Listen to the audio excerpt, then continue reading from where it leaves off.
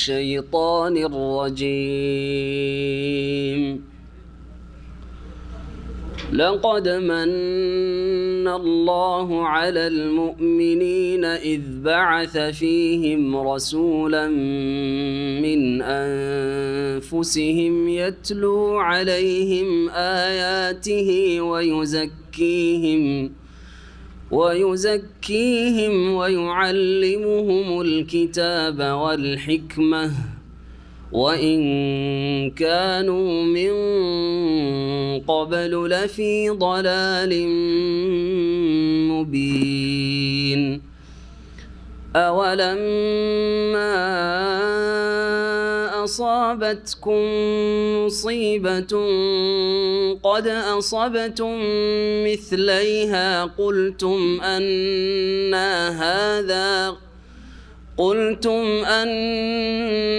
هذا قل هو من عند أنفسكم إن الله على كل شيء قدير. وما أصابكم يوم التقى الجمعان فبإذن الله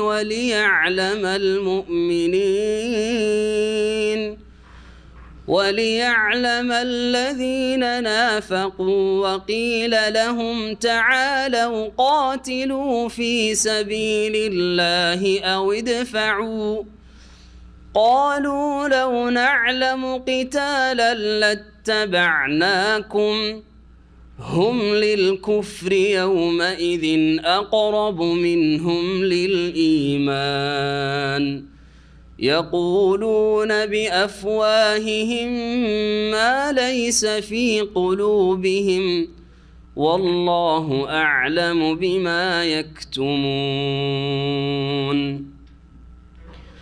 الذين قالوا لإخوانهم وقعدوا لو أطاعونا ما قتلوا قل فادرءوا عن أنفسكم الموت إن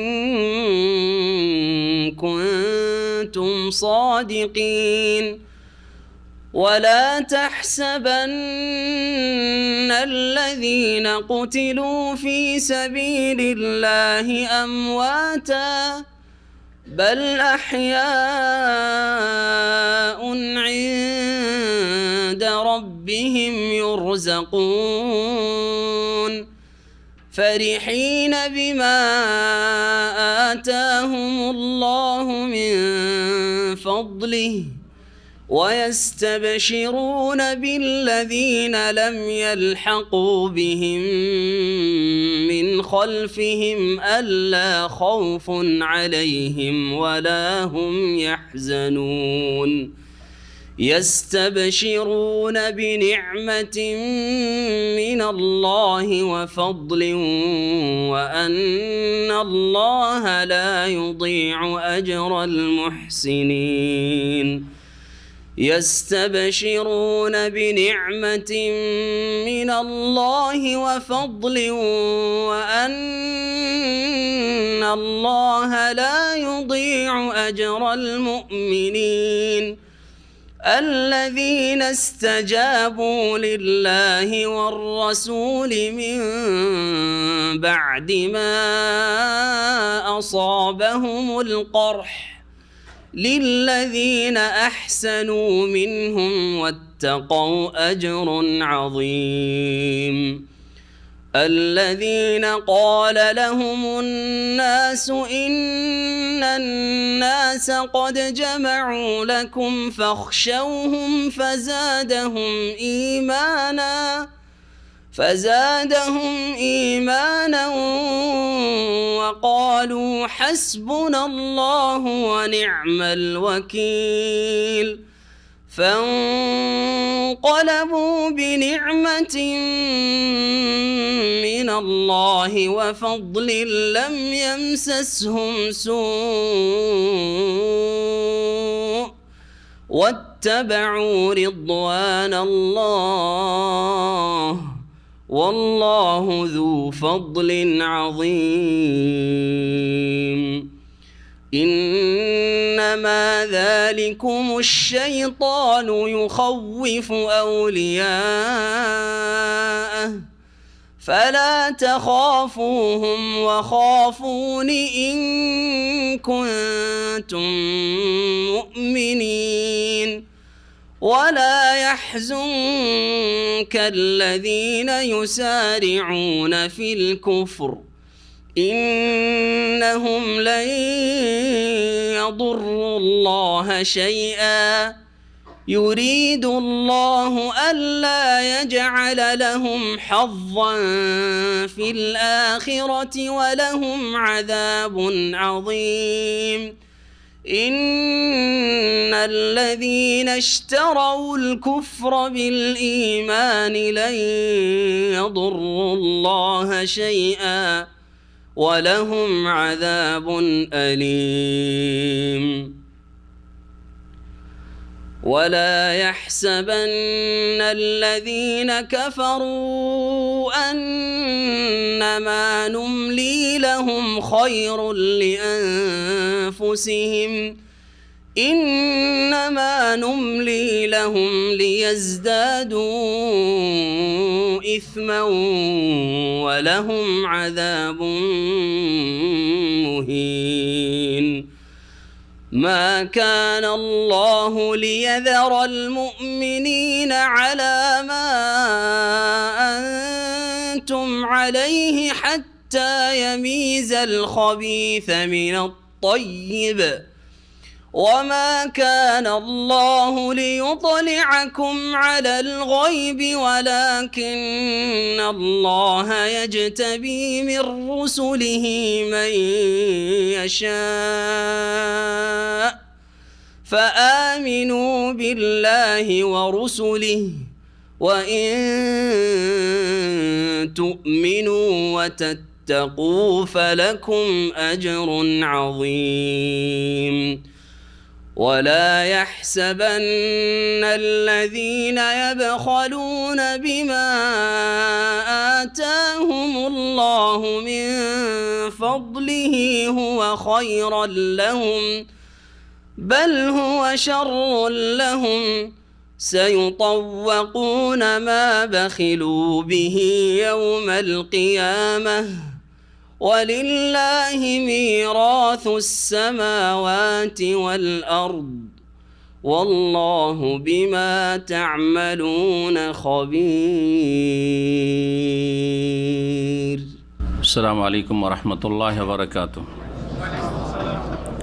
بسم الله الرحمن الرحيم الحمد لله رب العالمين والصلاة والسلام على سيد المرسلين نبينا محمد وعلى آله وصحبه أجمعين أما بعد فأعوذ بالله من الشيطان الرجيم لقد من الله على المؤمنين إذ بعث فيهم رسولا من أنفسهم يتلو عليهم آياته ويزكيهم ويعلمهم الكتاب والحكمة وإن كانوا من قبل لفي ضلال مبين. মহান আল্লাহর সমস্ত প্রশংসা যে আল্লাহ পাক রব্বুল আলামিন আমাদেরকে এই জিলহজ মাসের 17 তারিখ 1438 হিজরিতে আবার এই কোরআনের তাফসীরের মজলিসে বসার তৌফিক দান করেছেন আলহামদুলিল্লাহ। এর পূর্বে আমাদের সামনে দিয়ে গেল জিলহজ মাসের 10 দিন বিশেষ নেকির মৌসুম গেল হজের সময় হাজি সাহেবদের জন্য আল্লাহ যেন তাদের হজ উমরা কবুল করেন এবং যারা হজে যাননি অন্য অন্য নেক আমলে যে সুযোগগুলি ছিল গ্রহণ করেছেন সুন্নত মুস্তাহাব নফল ফরজের পরে আল্লাহ যেন আমাদের ফরজ নফল সমস্ত ইবাদত বন্দেগী কবুল করেন এবং আল্লাহ রাব্বুল আলামিন আরও বেশি যেন ভালো কাজের তৌফিক দান করেন, মন্দ কথা কাজ থেকে আল্লাহর অসন্তুষ্টির বিষয়গুলি থেকে হারাম নাজায়েজ জীবনযাপন থেকে বাঁচিয়ে রাখেন। সালাত এবং সালাম নাজিল হুক মুহাম্মদুর রাসূলুল্লাহ সাল্লাল্লাহু আলাইহি সাল্লামের ওপর, যিনি আল্লাহ পাকের বিশেষ রহমত বিশেষভাবে মুমিন মুসলিমদের জন্য আর আমভাবে ব্যাপকভাবে যে কোনো বিশ্বের মানুষ অন্য অন্য প্রাণী অন্য অন্য রব্বুল আলমিনের সৃষ্টি সব কিছুর জন্য তিনি রহমত করুণা মহান আল্লাহর অনুগ্রহ। ওমা আরসালনাকা ইল্লা রাহমাতাল লিল আলামিন, মহান আল্লাহ বলছেন যে আমি হে নবী তোমাকে বিশ্বজাহানের সব কিছু, আলম মানে আল্লাহ রাব্বুল আলমিনের সত্তা ছাড়া পৃথিবীতে যে কোনো সৃষ্টি রয়েছে, তা মানুষ জিন হোক অথবা অন্য কোনো প্রাণী হোক, উদ্ভিদ হোক, পাথর হোক, যে কোনো সৃষ্টি, সমস্ত সৃষ্টি কুলের জন্য, আলামিন বিশ্বজগতের জন্য মুহাম্মদুর রাসূলুল্লাহ সাল্লাল্লাহু আলাইহি সাল্লামকে রহমত, করুণা, অনুগ্রহ স্বরূপ প্রেরণ করা হয়েছে শেষ রাসূল করে। তার আগমনে দুনিয়ায় আল্লাহর রহমত নাজিল হয়েছে, আল্লাহর গজব উঠেছে এবং আল্লাহ রাব্বুল আলামিনের সন্তুষ্টির কাজ আল্লাহর জমিনে শুরু হয়েছে। তৌহিদ এবং সুন্নতের ভিত্তিতে শিরক বিদআতের উৎখাত হয়েছে। আল্লাহ রাব্বুল আলামিন বিশেষভাবে মুমিনদের জন্য যে অনুগ্রহ, এই অনুগ্রহের কথা আমাদের সামনে যে তাফসীর শুরু হচ্ছে যে আয়াত থেকে, সূরা আলে ইমরান আয়াত নম্বর 164, এখান থেকে আজকে তাফসীর শুরু হবে। আমাদের এই তাফসীরের পর্ব হচ্ছে একাদশ পর্ব, 11 নম্বর পর্ব। এরপরে আর একটি পর্বে ইনশাআল্লাহ তাআলা সূরা আলে ইমরানের তাফসীর শেষ হবে। মহান আল্লাহ ইরশাদ করছেন, লাকাদ মান্নাল্লাহু আলাল মুমিনিন, নিশ্চয়ই মহান আল্লাহ মুমিন মুসলিমদের উপর বিশেষ অনুগ্রহ করেছেন। ইয বাআসা ফীহিম রাসূলাম মিন আনফুসিহিম, যখন তিনি আল্লাহ তাদের মাঝে, তাদের মধ্য থেকে একজন রাসূল প্রেরণ করলেন। রাসূল পাঠানোর মাধ্যমে মহান আল্লাহ মুমিন মুসলিমদের উপর বিশেষ অনুগ্রহ করেছেন। আল্লাহ রাব্বুল আলামিনের খাস রহমত, অনুগ্রহ হচ্ছে রাসূলুল্লাহ সাল্লাল্লাহু আলাইহি ওয়াসাল্লামের আগমন এই দুনিয়াতে রাসূল হয়ে। আর প্রথম এই রহমত শুরু হয়েছে মক্কাতুল মুকাররমা থেকে, মদিনা মুনাওয়ারা থেকে। আর এই রহমতে প্রথম সারির মুমিনরা যারা উপকৃত হয়েছেন, লাভবান হয়েছেন, দুনিয়া আখিরাতকে সুন্দর করেছেন, তারা হচ্ছেন সাহাবায়ে কেরাম রিদওয়ানুল্লাহি তাআলা আলাইহিম আজমাইন, তারপরে তাবেঈন, তাবা তাবেঈন রাহিমাহুমুল্লাহ জামিআন, তারপরে এই উম্মতের যে কোনো ভাষাভাষী আর যে কোনো বিশ্বের আনাচে কানাচে বসবাসকারী মুসলিমরা যারা দুনিয়া থেকে চলে গেছেন ঈমান ইসলামের অবস্থায়, অথবা এখন আছেন, অথবা আগামীতে কিয়ামত পর্যন্ত ঈমানের অবস্থায় আসবেন আর যাবেন, বিদায় নেবেন দুনিয়া থেকে। ওয়ালা তামুতুন্না ইল্লা ওয়া আনতুম মুসলিমুন, মুসলিম হয়ে যদি দুনিয়া থেকে বিদায় নিতে পারি, তাহলে তারা এই রহমতে আল্লাহর অনুগ্রহে ভাগ পাবে। আল্লাহ যেন এর থেকে উপকৃত হওয়ার তৌফিক দান করেন। আল্লাহ এই এহসানের কথা, অনুগ্রহের কথা স্মরণ করিয়ে দিচ্ছেন, যাতে মানুষ এর নিয়ামতের মর্যাদা দিতে পারে, মূল্যায়ন করতে পারে, এর কদর করতে পারে, এবং যখন এর মর্যাদা উপলব্ধি করবে তখন তার যথাযথ শুকরিয়া আদায় করবে। শুকরিয়া আদায় করবে কথার মাধ্যমে, অন্তর থেকে আল্লাহ রাব্বুল আলামিনের এহসানের জন্য শুকরিয়া জ্ঞাপন করে, যে আল্লাহ যদি রাসূল না পাঠাতেন তো আমরা চরম অন্ধকারে নিমজ্জিত থাকতাম, সমস্ত রকমের পাপে ডুবে থাকতাম। এটা হাড়ে হাড়ে অনুভব করবে, পুরোপুরি উপলব্ধি করবে, আল্লাহর শুকরিয়া আদায় করবে, সুন্দরকে ইবাদতবন্দি করবে। এবং নবী মুহাম্মদ রাসূলুল্লাহ সাল্লাল্লাহু আলাইহি ওয়াসাল্লাম যে আল্লাহর বড় নিয়ামত, সবচেয়ে বড় নিয়ামত, তার মাধ্যমে আল্লাহ হেদায়েত করেছেন। সুতরাং নবী করিম সাল্লাল্লাহু আলাইহি ওয়াসাল্লামের কদর করবে, মূল্যায়ন করবে, তার রিসালাতের, তার কথার, তার আদেশ নিষেধের। সুতরাং তিনি যা বলেছেন পুরোপুরি পালনের চেষ্টা করবে, তিনি যেসব কথা কাজ থেকে নিষেধ করেছেন সেগুলি থেকে পুরোপুরি বিরত থাকবে এবং তার মতো করে নিজেকে ঢেলে সাজাবার চেষ্টা করবে। এই হচ্ছে উদ্দেশ্য। শুধু এটা কোনো ইতিহাস শোনানো নয় যে আল্লাহ নবী তোমাদের মাঝে পাঠিয়েছেন, রসুল পাঠিয়েছেন আল্লাহ রাব্বুল আলামিন তাদের মাঝে, মুমিনদের মাঝে, মিন আনফুসিহিম, তাদেরই মধ্য থেকে, তাদেরই একজন। আল্লাহ বলছেন তাদের একজন, অর্থাৎ নবী সাল্লাল্লাহু আলাইহি ওয়াসাল্লামকে আল্লাহ রাব্বুল আলামিন মক্কায় পাঠিয়েছেন। মক্কারই একজন হচ্ছেন এই নবী। মক্কার লোকদের মাঝে পাঠিয়েছেন, মক্কার একজন হচ্ছেন নবী মুহাম্মদ সাল্লাল্লাহু আলাইহি ওয়াসাল্লাম। কোরাইশ বংশে পাঠিয়েছেন, প্রথম কোরাইশদেরকে ডেকে ডেকে আমভাবে, খাসভাবে সবাইকে দাওয়াত দিয়েছেন। তাদের একজন কোরাইশি হচ্ছেন রাসূলুল্লাহ সাল্লাল্লাহু আলাইহি ওয়াসাল্লাম। আরবদেরকে প্রথম সম্বোধন করেছেন এই আল্লাহর দাওয়াতের, তিনি হচ্ছেন একজন আরবি, জি নবী, এবং তিনি মানব জাতিকে সম্বোধন করেছেন সারা বিশ্বে এবং সমস্ত মানব জাতির উদ্দেশ্যে প্রেরিত হয়েছেন। তিনি একজন মানুষ, তিনি একজন মানুষ। আর মানুষ কিসের তৈরি? মাটির তৈরি। তখন তিনিও কিসের তৈরি? মাটির তৈরি।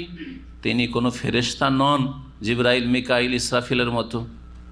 আর ফেরেশতা নূরের পয়দা বলে দিলে যে মর্যাদা বেশি উঁচা করে দিলেন, এটাও ভুল ধারণা বিদাতীদের। বরং রাসূলুল্লাহ সাল্লাল্লাহু আলাইহি ওয়াসাল্লামের মর্যাদা ফেরেশতাদের চাইতে বেশি বড়। মিন আনফুসিহিম, তাদেরই মাঝে থেকে, তার মানে মানুষের মধ্য থেকে একজন মানুষকে, ফেরেশতাকে আল্লাহ পাঠাইতে পারতেন যে তোমাদের কাছে যে ফেরেশতা আসমানি পয়গাম পৌঁছাবে, কিন্তু আমরা ফেরেশতাদের কাছ থেকে ওইভাবে গ্রহণ করতে পারতাম না। দুটো অবস্থা হয়তো ফেরেশতা আসলে। একটা অবস্থা যে ফেরেশতা নিজের রূপে আসতো, নিজের রূপে আসলে আমরা বাঁচতে পারতাম না, ভয়ে সব মরে যেত, ভয়ে ভীত সন্ত্রস্ত হয়ে সব ধ্বংস হয়ে যেত, বরদাস্ত করতে পারতো না। আসল রূপে যদি ফেরেশতা দেখা দেয়, যেখানে রাসূলুল্লাহ সাল্লাল্লাহু আলাইহি ওয়াসাল্লামের কাছে প্রথম দিন ফেরেশতা আসলে থরথর করে কেঁপে জ্বর চলে আসতে পারে, হ্যাঁ, আর তারপরে আল্লাহ রাব্বুল আলামিন তাকে সুপ্রতিষ্ঠিত রাখেন। তাহলে সাধারণ মানুষের কাছে যদি ফেরেশতা আসল রূপ ধরে আসে আর এসে বলে যে আমি জিবরাইল অথবা মিকাইল, ইসরাফিল আল্লাহর পক্ষ থেকে তোমাদের কাছে তৌহিদ ইসলামের দাওয়াত নিয়েছি, কুলু লা ইলাহা ইল্লাল্লাহ, কি দশাটা হইতো, হ্যাঁ? ফেরেশতাও আশা লাগবে না। 3.5 হাতের মানুষ যদি 7 হাত 8 হাতের একটা জিন আপনার সামনে চলে আসে, দেখেন কি হয় আপনার। জি সুবহানাল্লাহ, একটা অবস্থা এটা। আর একটা অবস্থা হচ্ছে যে তিনি ফেরেশতাদের মধ্য থেকে আসলেন, হ্যাঁ, বা ফেরেশতাকে আল্লাহ রসুল করে পাঠালেন, কিন্তু মানুষের রূপে পাঠালেন।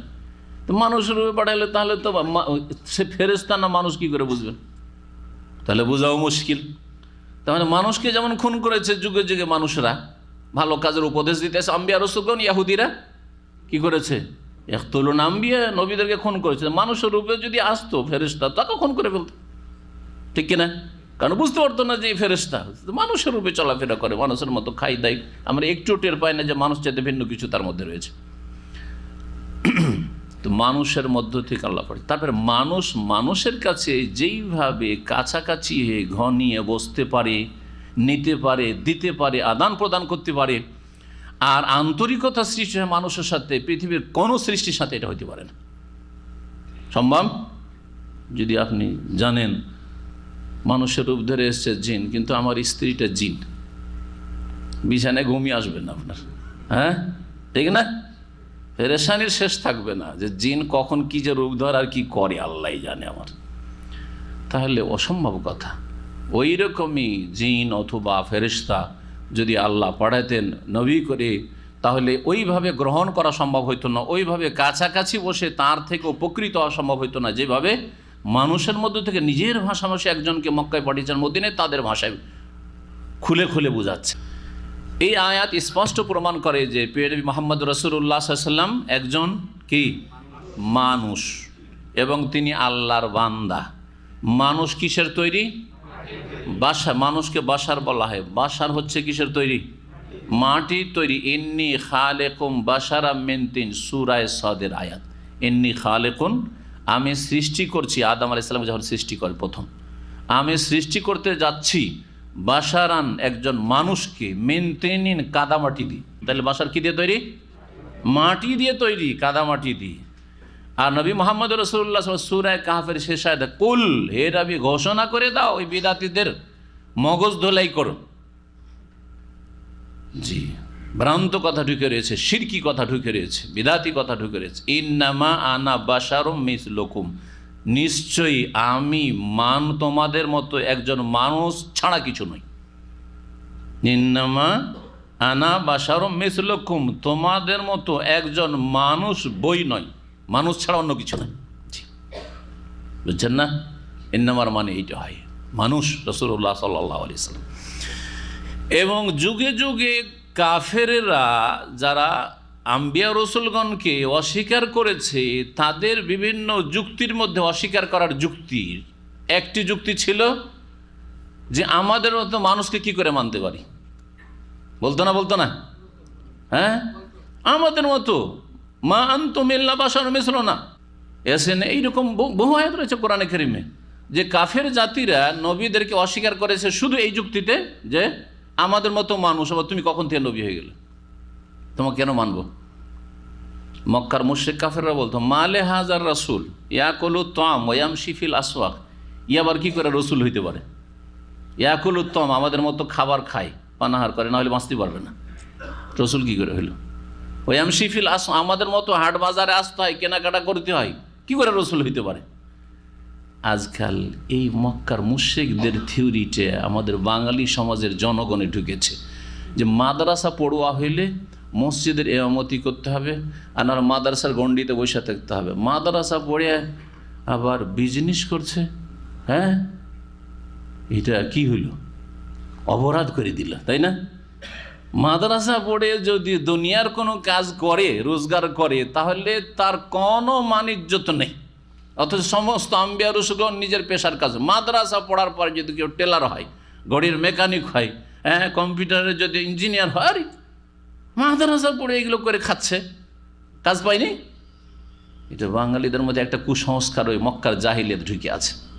আমাদের সমাজে ছোট থেকে দিয়েছে মাদ্রাসা পড়ার পরে ওকে হয় মাদ্রাসা গণ্ডিতে কোথাও পড়াইতে হবে একটু ভালো হলে, আর পড়াইবার যোগ্যতা না থাকলে মোল্লার দৌড় মসজিদে কোথাও ইমামতি খুঁজতে হবে, মুয়াজ্জিনি খুঁজতে হবে। কোরআনে কারিমে এরকম বহু আয়াত আছে যে নবী মুহাম্মদ রাসূলুল্লাহ একজন মানুষ, আর মানুষ কিসের তৈরি। সুতরাং যারা বলবে যে নবী মাটির তৈরি না নূরের তৈরি, এটা কোরআনের অস্বীকার। কি কোরআনের অস্বীকার করলে মুসলিম থাকে? মুসলিম থাকে না। সুতরাং এটি কুফরি আকীদা, কোরআনের অস্বীকৃতি।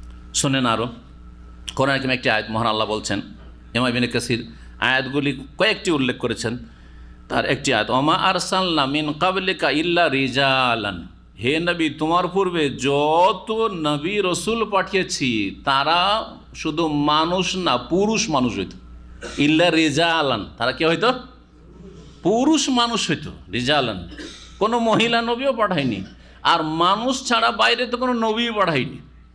হ্যাঁ, না জিনদের মধ্য থেকে না ফেরেশতাদের মধ্য থেকে। আর ফেরেশতা নূরের তৈরি, তো নবী কি করে নূরের তৈরি হইল? জাহিল। নুহি ইলাইহিম, সমস্ত নবীকে ওহী করেছি যারা ছিল রিজালান, পুরুষ মানুষ, মিন আহলিল কুরা।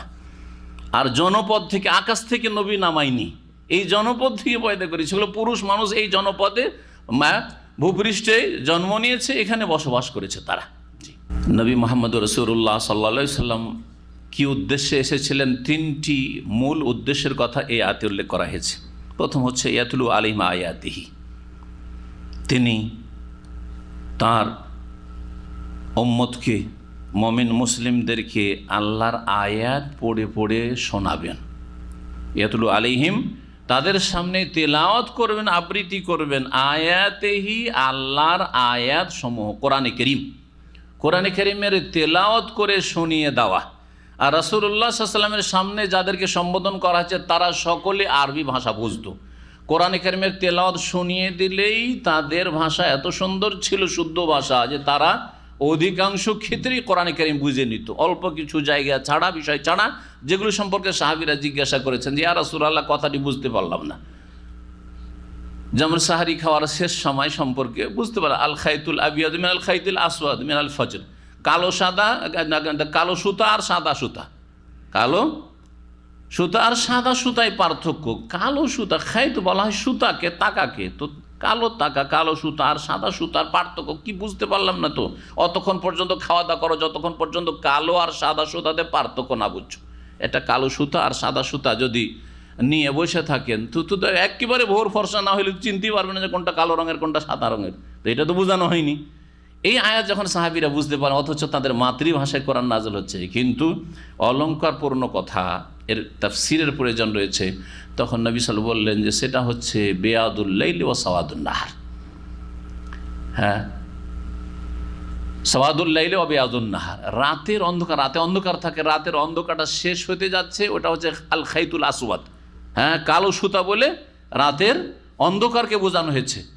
আর বেয়াদুন নাহার, আর দিন হইলে কি হয়, জোনাক হয়ে যায়, ফর্সা হয়ে যায়। এই ফর্সা হওয়াটাকে বোঝানো, শুভ্র রেখাকে কি বলা হয়েছে, সাদা সুতা বলা হয়েছে। যখন দেখছো যে এতক্ষণ তো পুরোপুরি অন্ধকার ছিল, এখন পূর্ব আকাশ যেদিক থেকে সূর্য উদিত হতে যাচ্ছে, পূর্ব আকাশ সাদা হতে যাচ্ছে চওড়াভাবে, তার মানে শুভ সাদেক হয়ে গেছে। এইভাবে যেই যে জায়গাগুলো কোরআনে কারীমের আরবরা বুঝতে পারতেন না, সাহাবাই কেরামগণ তারা জিজ্ঞেস করতেন। বাকি ইয়াতুল আলাইহিম আয়াতেইতে বুঝে নিতেন ইসলাম। কোরআন তেলাওয়াত করলে মুসলিমদের নয়, অনেক অমুসলিমদের কোরআন শুনলে প্রাণ উড়ে যেত, এত অলঙ্কারপূর্ণ আল্লাহ পাকের কথা। আমরা বুঝি না, সেজন্য আমাদের কোরআনের তাসির প্রাণ উড়ে যেত। বলছে কাদা কলবি আইয়াতির, এক কাফের বলছে যে প্রথম যখন কোরআন শুনলাম, শোনার পরে মনে হচ্ছে আমার দিল প্রাণ মনে হয় উড়ে যাবে, এইরকম অবস্থা হইল। সাথে সাথে আমার অন্তরে ইসলাম প্রবেশ করলো, আমি কালেমা পড়ে মুসলিম হয়ে গেলাম। বহু ঘটনা রয়েছে। যারা কোরআন শুনতে নিষেধ করতো লা তাসমাউ লিহাযাল কোরআন, তারাই বড় বড় নেতা কাফেররা নবী করিম সাল্লাল্লাহু আলাইহি ওয়াসাল্লামের ঘরের চারিদিকে রাতের অন্ধকারে কান লাগিয়ে কোরআন শুনতে এত মজা লাগতো। যেমন আপনাদেরকে বাংলা সঙ্গীত শুনতে মজা লাগে, গীতি শুনতে মজা লাগে, লাগে না? লাগে না? সুর সার শুনতে মজা লাগে। কোরআনে কারীম শুনতে শুধু সুরের বিষয়টা না, তার আগে অলঙ্কারপূর্ণ ভাষার কথা। এই যে অলঙ্কার, কোরআনে কারীমের এত মজা লাগতো, লুকিয়ে লুকিয়ে শুনতো। আর ভক্তদেরকে, অনুসারীদেরকে, মক্কাবাসীকে বলতো, জনগণকে বলতো যে না না শুনিও না, না হলে জাদু লেগে যাবে। কোরআনে তেলাওয়াত করে রাসূলুল্লাহ সাল্লাল্লাহু আলাইহি ওয়াসাল্লাম, এটা তার ডিউটি 1 নম্বর। 2 নম্বর হচ্ছে ওয়াইজাক্কিহিম, এবং মুমিন মুসলিমদের যারা ঈমান ইসলাম গ্রহণ করতে চাইছে তাদেরকে পাক পবিত্র করবেন, তাদের পরিশুদ্ধির ব্যবস্থা করবেন, তাদের আত্মার পরিশুদ্ধি। আত্মা কালো হয়ে গেছে শিরক কুফরি করে, জুলম অত্যাচার করে, আর হিংসা বিদ্বেষ আর বিভিন্ন রকমের যে সব কালিমা অন্তর হইতে পারে, অন্তরের পাপাচার হইতে পারে, সেগুলির মাধ্যমে অন্তরে কালো দাগ পড়ে পুরোটা ছেয়ে গেছে। কি করবে? তাদের অন্তরের পরিশুদ্ধির ব্যবস্থা করবে। শুধু অন্তরের নয়, তাদের কথা পাক পবিত্র হবে, তাদের আচার আচরণ পাক পবিত্র হবে, তাদের চাল চলন পাক পবিত্র হবে। তাজকিয়ে নফস, তাদের আত্মার পরিশুদ্ধির জন্য প্রেরিত হয়েছেন। এই পাক পবিত্র করার জন্য রাসূলুল্লাহ সাল্লাল্লাহু আলাইহি ওয়াসাল্লাম বেশ কিছু কাজ দিয়েছেন। এই কাজগুলি মুসলিম হইলে করতে হবে। 5 ওয়াক্ত নামাজের মাধ্যমে প্রথম কালেমা পড়লে 5 ওয়াক্ত নামাজে 5 বার আল্লাহর সামনে হাজিরা দিয়ে সেজদা করে আল্লাহকে ডেকে নিজের আত্মার পরিশুদ্ধি করতে হবে। তাজকিয়া নফস। মানুষের অন্তরের একটি রোগ হচ্ছে কৃপণতা, বখিলি।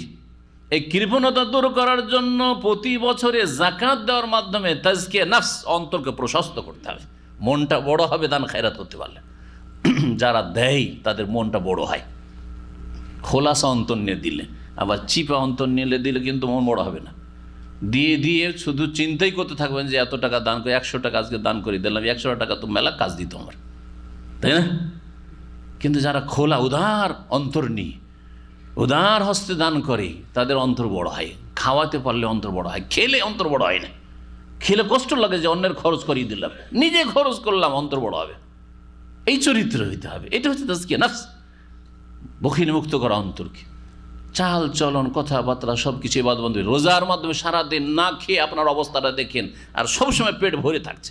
পেট ভরে থাকলে আল্লাহর দিকে মনটা যায় না, কিন্তু পেটটাকে খালি রাখেন, যত বেশি খালি রাখবেন তত বেশি আল্লাহর দিকে মনটা যাবে।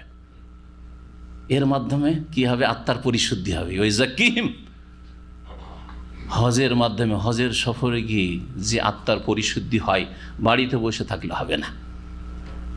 বিভিন্ন রকমের অবস্থা, সারা বিশ্বের সমস্ত মানুষের সাথে দেখা সাক্ষাৎ, কেউ কারো ভাষা বোঝেন না, কিন্তু রব এক, কিবলা এক, ইবাদত বন্দেগী আমাদের এক, রাসূল এক, আমাদের তরিকা এক। সুতরাং একসাথে মেনাতে, একসাথে আরাফাতে, একসাথে মুজদালিফা, একসাথে তওয়াফ করছি, একসাথে সব আমরা সাই করছি। এগুলির মাধ্যমে আত্মার পরিশুদ্ধি। সমস্ত ইবাদত বন্দেগীর মাধ্যমে কি হয়? আত্মার পরিশুদ্ধি হয়। আর সমস্ত গুনাহ থেকে বেঁচে থাকার মাধ্যমে আত্মার পরিশুদ্ধি হয়। নবী করিম সাল্লাল্লাহু আলাইহি ওয়াসাল্লাম আমর বিল মারুফ করতেন, ভালো কাজের উপদেশ দিতেন। ভালো কাজ যে যত বেশি করবে তার আত্মা তত পাক হবে, তার চালচলন তত ভালো হবে। আর যত বেশি হারাম নাজায়েজ অবৈধ খারাপ কথা কাজ থেকে বেঁচে থাকবে, তত বেশি কি হবে? তার পরিশুদ্ধি হবে, তাজকিয়া নফস হবে। এ হচ্ছে তাজকিয়া নফসের ইসলামী তরিকা, কোরআনী তরিকা আর সুন্নতি তরিকা। পক্ষান্তরে সুফিদের কাছে এর জন্য একটা ভিন্ন জগৎ রয়েছে। যেই জগতের নাম মারেফতি জগৎ, কোরআনে খুঁজে পাওয়া যায় না, হাদিসও খুঁজে পাওয়া যায় না, এটা বুঝবেন না আমাদের কথা। এগুলো কে বুঝবে? যারা মারেফত এলেম বুঝে, হ্যাঁ, মারিফতি এলেম রাখি, অথবা যারা তাসাউফ বুঝে তারা বুঝবে। এরা কেমন করে বুঝবে? আরবের লোকেরা, মাদানীরা, এরা তো জানেন তাসাউফ এলেম রাখে না। এসব কথা বলে আপনাদেরকে কোরআন সুন্নাহ থেকে দূরে করে দিয়ে এমন এক ধর্ম পালন করাচ্ছে যেই ধর্মের ধারণা শিয়া রাফেজিদের মধ্যে রয়েছে। ওদের মধ্যে রয়েছে যে 10 পারা কোরআন আলে বাইত ছাড়া, হ্যাঁ, নবী পরিবার ছাড়া কেউ জানে না। 30 পারা জনগণ শরীয়ত জানার, বাকিটা বাতিনি এলেম।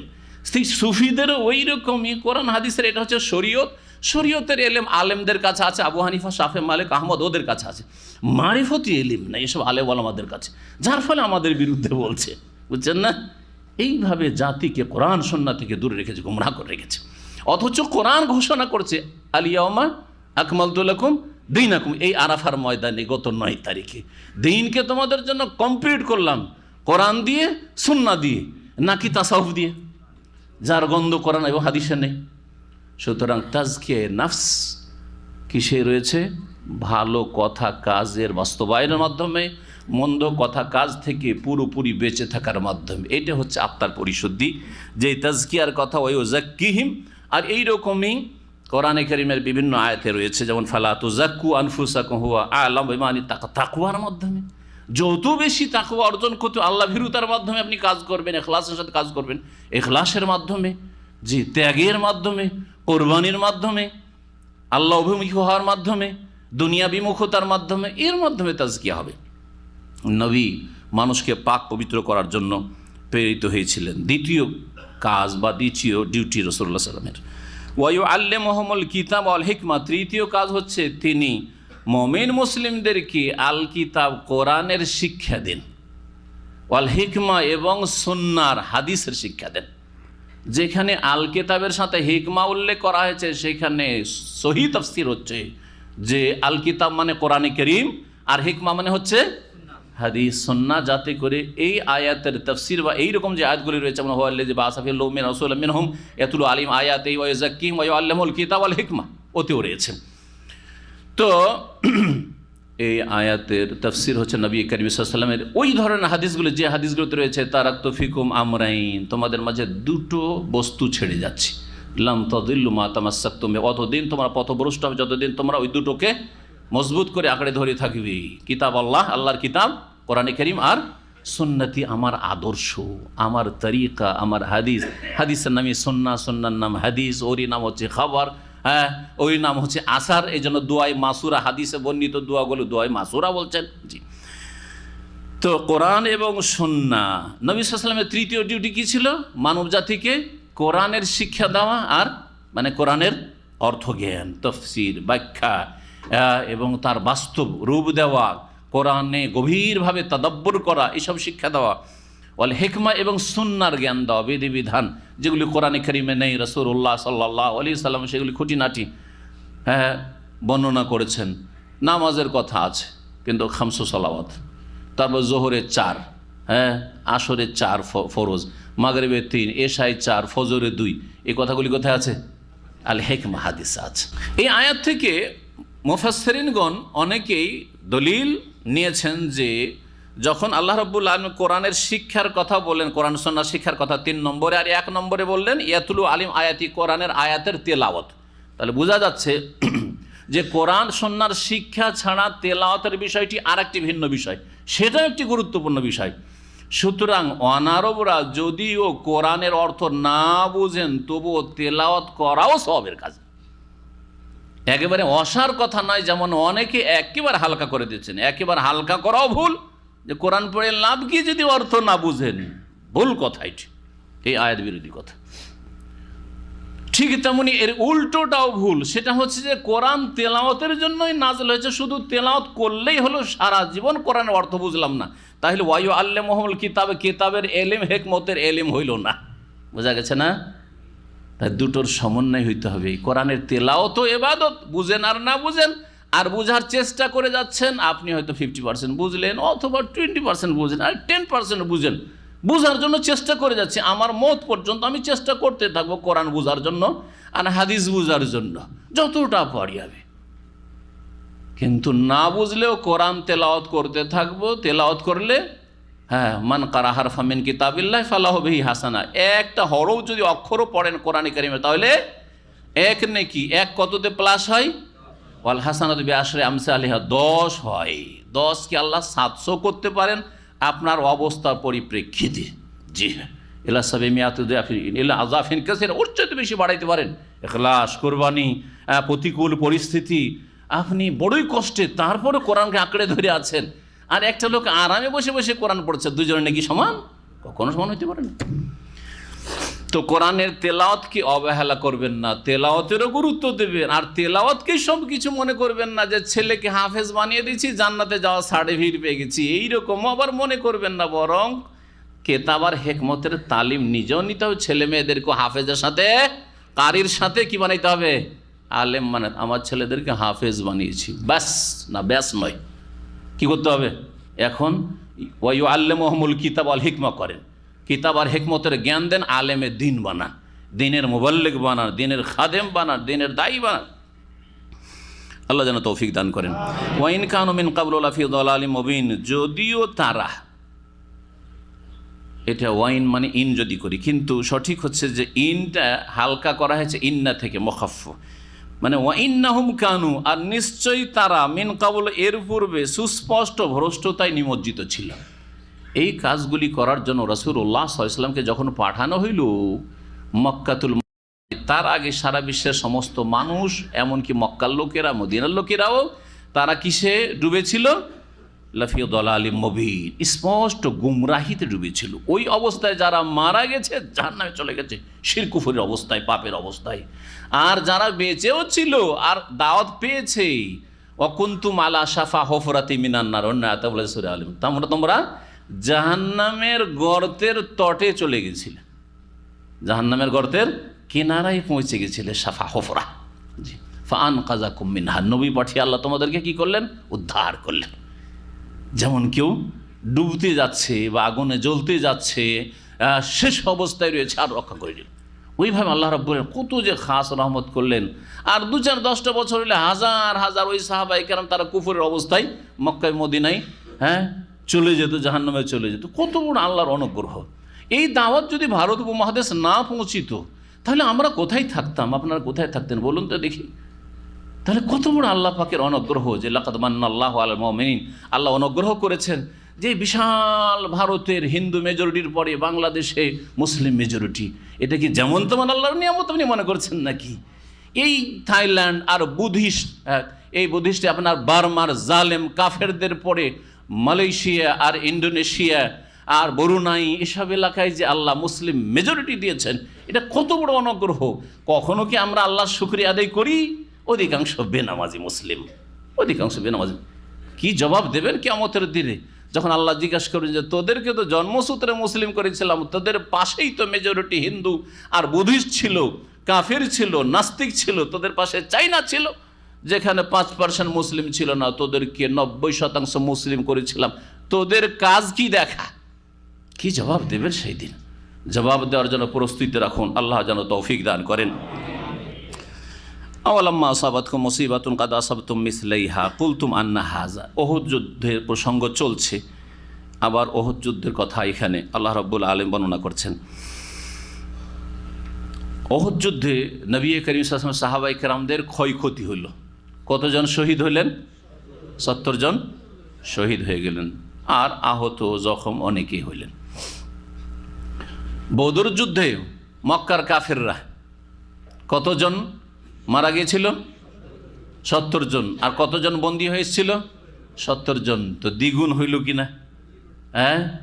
মুসলিমরা যতটা ক্ষতিগ্রস্ত পার্থিব দিক থেকে, শাহাদাত ক্ষতিগ্রস্ত হওয়া নাই, বরং আল্লাহ পাকের পক্ষ থেকে বড় সুযোগ, আল্লাহ শাহাদাতের মর্যাদা দান করেছেন।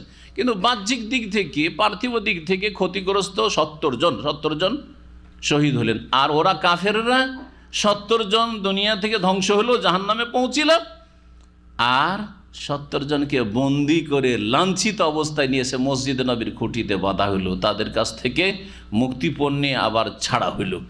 তো আল্লাহ বলছেন যে দেখো, তোমাদের যদি এই ওহদে ক্ষতি হয়ে থাকে কিছু, তার দ্বিগুণ তোমরা তাদের ক্ষয়ক্ষতি করতে পেরেছো, তাদের ক্ষতি করতে পেরেছো, সুতরাং আক্ষেপ করবে না।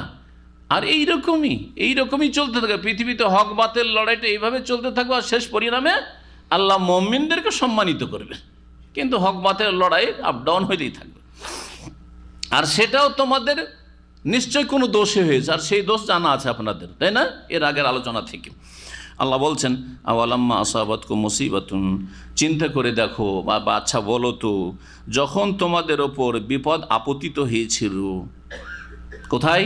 ওহদের প্রান্তে 70 জন তোমরা শহীদ হয়েছিলে, বা তোমাদের 70 জন আপনজনরা শহীদ হয়েছিল। কারণ আসাবতুম মিসলাইহা, তোমরাও তাদের ক্ষতি করতে পেরেছিলে তার দ্বিগুণ, মিসলাইহা তার দ্বিগুণ, তাদের মুসিবত ঘটিয়েছিলে, বিপদ ঘটিয়েছিলে। তারা 70 জনের বিপদ ঘটিয়েছিল, তোমরা 70 দ্বিগুণের বিপদ ঘটাতে পেরেছিলে। কুলতুম, তোমরা আবার পরস্পরকে জিজ্ঞেস করছিলে যে আমরা তো মুমিন মুসলিম, আমরা নবীর সাথী সঙ্গী, আমরা এত লড়াই করলাম, আন্না হাজা, এটা কেন এরকম হইল? আমরা ওহদে ক্ষতিগ্রস্ত কেন? 1 বছর আগে আরও কমজোর ছিলাম, তখন আমরা তাদেরকে পরাজিত করতে পারলাম, আর তাদের 70 জনকে হত্যা করতে পারলাম, এখন আমরাই কেন এইরকম হইলাম? এর উত্তর তোমাদের কাছেই আছে। আল্লাহ বলছেন কুল হুয়া মিন ইনদি আনফুসিকুম, হে নবী তাদেরকে জানিয়ে দাও যে এটা তোমাদের পক্ষ থেকে হয়েছে, তোমাদের চলন দোষে হয়েছে, তোমাদের কারণে হয়েছে। মিন ইনদি আনফুসিকুম, একটু ভালো করে দেখো উকি মেরে যে দোষটা কি ছিল। নবী করিম সাল্লাল্লাহু আলাইহি ওয়াসাল্লামের একটি কথার বিরোধিতা করা।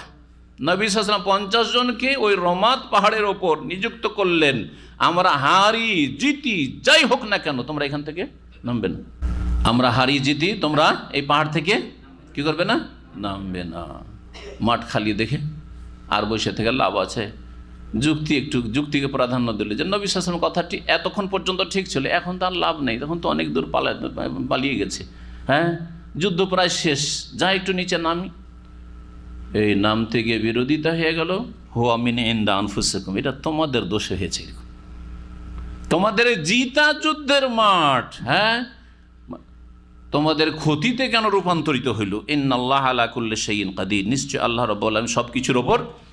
ওমা আসাবাকুম ইয়াউমাল তাকাল জামান ফাবিইযনিল্লাহ, তারপর আল্লাহ বলছেন যে 2 দল, অর্থাৎ মুমিন মুসলিম দল সাহাবায়ে কেরামগণ রাদিয়াল্লাহু আনহুম, আর কাফের দল মক্কার সেনাবাহিনী, এই 2 সেনা দল যেই দিন মুখোমুখি হয়েছিল, সেই দিন তোমাদের ওপর যে বিপদ আপতিত হয়েছিল সেটা ফাবিইযনিল্লাহ, আল্লাহর ইচ্ছা অনুযায়ী, আল্লাহর অনুমতি ক্রমে, আল্লাহর ইচ্ছাই, আল্লাহর ইচ্ছার বিরুদ্ধে নাই। এতেও বহু হেকমা রয়েছে, বহু রহস্য রয়েছে। মানব জীবনে যখন প্রীতিকর ঘটে, মানে মজা লাগে যে ঠিক আছে আমি খুব সুখী হইলাম, আমি খুব সাকসেস হইলাম, তখন তো আমরা আপত্তি তুলি না, তখন কি বলি, আরে আমি ছিলাম একটা গরিবের ছেলে, পথের ফকির, আমি কোটিপতি কি করে হইলাম, কেন হইলাম? কেউ বলেন কি? সুখের সময় তো কেউ বলেন না, কিন্তু দুঃখ পড়ে যদি, আমারই একটাই ছেলে, আবার ওটাও কেন অসুস্থ রে আল্লাহ, ওটাও কেন মারা গেল, এত টাকা খরচ করে আসলাম, আর চাকরি বাকরি কেন নেই, বালা মুসিবতের শেষ নেই, অসুখের শেষ নেই, অভিযোগ করি আমরা, তাই না? কিন্তু সুখ হলে তো বলি না যে কোত্থেকে আসলো, আমি তো কিছুই ছিলাম না। তো আল্লাহ বলছে হেকমত রয়েছে। আল্লাহ রাব্বুল আলামিন যদি ভালো কিছু দেন সেটা আল্লাহর অনুগ্রহে, আর যদি আল্লাহ মন্দ অবস্থা আপনার তৈরি করেন সেটাও আল্লাহর ইচ্ছাই, আল্লাহর হেকমতে হয়েছে। এতে তত্ত্ব রয়েছে, রহস্য রয়েছে যা আপনি জানেন না, রহস্য রয়েছে যা আপনি জানেন না। তার মধ্যে কিছু রহস্যের কথা এখানে বলছেন। আল্লাহ একটি কথা বলেছেন, এর আগে আলোচিত হয়েছে এই বিষয়গুলি, যে কেন মানুষ মুসলিমের মমিনের ক্ষয়ক্ষতি যে হয়, এতে কি হেকমাগুলি রয়েছে। আর বালা মুসিবতের হেকমত সম্পর্কে আমার একটা আলোচনা আছে, বিপদ আপদের হেকমত, তাতে বিস্তারিত আলোচনা করা হয়েছে। আল্লাহ বলছেন যে কেন এরকম হয়ে থাকে, মুসলিমদের ক্ষয়ক্ষতি হয়ে থাকে, ওয়ালিয়া আল্লামাল মুমিনিন, যাতে মমিন মুসলিমকে আল্লাহ জানতে পারেন, প্রকাশ করে দিতে পারেন যে এরা হচ্ছে খাঁটি মমিন মুসলিম। বিপদ আপদের সময় বোঝা যায় যে কে খাঁটি মমিন আর কে কমিন মুনাফিক। ওয়ালিয়ালামাল্লাযীনা নাফাকু, আর যাতে করে আল্লাহ প্রকাশ করে দিতে পারেন, জানতে পারেন কি যে কারা মুনাফিক। মুনাফিকদেরকে মুসলিম থেকে পৃথক করে দেওয়া, এটা হচ্ছে উদ্দেশ্য। এখানে যখন ক্ষয়ক্ষতিটা হইল, মুসলিমরা ধৈর্য ধারণ করলো, সুতরাং মুসলিম ক্ষতিগ্রস্ত না। মুসলিম যারা আহত হয়েছে তারা ধৈর্য ধারণ করলো, যারা নিহত হয়েছে তারা শাহাদাতের মর্যাদা পেল। কিন্তু মুমিন মুসলিম ছাড়া যারা কাফের, যারা মুনাফিক, কাফের খুশি যে বদরে প্রতিশোধ নিতে পেরেছি, আর মুনাফিকরাও খুশি, ভালো হয়েছে আমরা যাইনি তো 300, যে আমরা রাস্তা থেকে ফিরে গেছিলাম, ভালোই কাজ করেছি, ঠিক না? আরও চিহ্নিত হয়ে গেল যে হ্যাঁ এই খাঁটি মুনাফিক, খুশি। মুসলিমদের ক্ষতিতে মুসলিম সমাজে বাস করে কালেমা পড়ছে, নামাজ পড়ছে, আর খুশি। মুনাফিক চিহ্নিত হইল, হেকমা, না হলে বোঝা যেত না। কি করে বুঝতাম যে এরা মুনাফিক? এইরকম দুর্দিনের দিনে চেনা যায় যে কে দোস্ত, কে দুশ্মন, হ্যাঁ, কে মমিন, কে মুনাফিক, তখন বোঝা যায়। তো মমিনদেরকেও আল্লাহ চিহ্নিত করলেন, আর মুনাফিকদের চিহ্নিত করে ওয়াকিল আলাহুম। আর এই মুনাফিক যারা ছিল মুসলিম সমাজে মদিনায়, তাদেরকে বলা হয়েছে তালাও, তোমরা এসো গো, এসো, পালিয়ে যাও না এখান থেকে, এসো। কাতেলু ফি সাবিলিল্লাহ আবিদফাউ, আল্লাহর রাস্তায় তোমরা সশস্ত্র লড়াই করো, আর যদি সামনাসামনি গিয়ে লড়াই নাও করো, আবিদফাউ, কমপক্ষে প্রতিরক্ষার ব্যবস্থা করো, একটা ডিফেন্সের কাজটা করো। পেছন দিকে সাপোর্টে থাকলে একটা বড় কাজ। দেখতে পাবে যে 700-এর জায়গায় কত, আরও 300 বেশি, তো 1000 হলো না? সংখ্যা থেকে একটু ভয়ভীতি সঞ্চার হবে না অন্তরে কাফেরদের? তো এটা হচ্ছে একটা ডিফেন্সের কাজ। এই জন্য এই ইদফাউর তাফসিরে সাহাবাই কেরামগণ অনেকে বলেছেন ইদফাউ, লড়াই যদি নাও করো তাহলে কমপক্ষে প্রতিরক্ষার ব্যবস্থা করো, মানে কমপক্ষে সংখ্যা তো বাড়াও, সংখ্যা তো বাড়াও, যে হ্যাঁ আছে, অনেক আছে, পেছনে তো থাকো। কিন্তু মুনাফিকরা কোনোটাই করল না, রাস্তা থেকে তারা কেটে পড়েছিল। কালু, এই মুনাফিকরা উত্তরে বলেছে যখন তাদেরকে মুমিন মুসলিমরা বুঝাবার চেষ্টা করলো যে চলো রে চলো, কেন ফিরে চলে যাবে, চলো। না না, আমরা যাবো না। লাউ না নাম কেতালানা, আমরা যদি জানতাম যে ওখানে গিয়ে কোনো লড়াই হবে, লাত্তাবানাকুম, তাহলে তোমাদের অনুসরণ করতাম। কোনো লড়াই টড়াই হবে না, তোমরা গিয়ে টিকতেই পারবে না, ওখানে গিয়ে পালিয়ে চলে আসবে, তো দরকার নেই, আগে আমরা টান দিলাম, যাবো না তোমাদের সাথে। আল্লাহ পাক বলছেন হুম লিল কুফরি ইয়াউমাইযিন আকরাবু মিনহুম লিল ঈমান, সেই দিন তারা ঈমানের তুলনায় কুফরির বেশি কাছাকাছি হয়ে গেছিল। এই মুনাফিকগুলি সেই দিন ঈমানের কাছে ছিল না, কোথায় ছিল? কুফরির কাছাকাছি ছিল। আর সত্যিকার অর্থে যারা মুনাফিক, অন্তরের মুনাফিক, তারা কাফের, তারা মুসলিম নয়। আব্দুল বিন উবাই মুনাফিক, আর তার সাথে 300 জন যারা তার সাথী সঙ্গী এসেছিল, তারা মুমিন মুসলিম নয়, তারা কপট মুনাফিক। আর মুনাফিকরা হচ্ছে নিকৃষ্ট কাফের, মুনাফিকরা হচ্ছে নিকৃষ্ট কাফের। কারণ এরা হচ্ছে আস্তিনের সাপ, যদি আর এই সাপ যদি আশেপাশে থেকে পালাবার কোনো ব্যবস্থা, কিন্তু এখানে ঢুকে থাকে তো কেমন করে পালাইলেও বাঁচতে পারবেন না আপনি, ভিতরে ঢুকে আছে সাপ। তো মুসলিম সমাজে যারা মুনাফিক তারা ঠিক ওই রকমই ক্ষতিকর।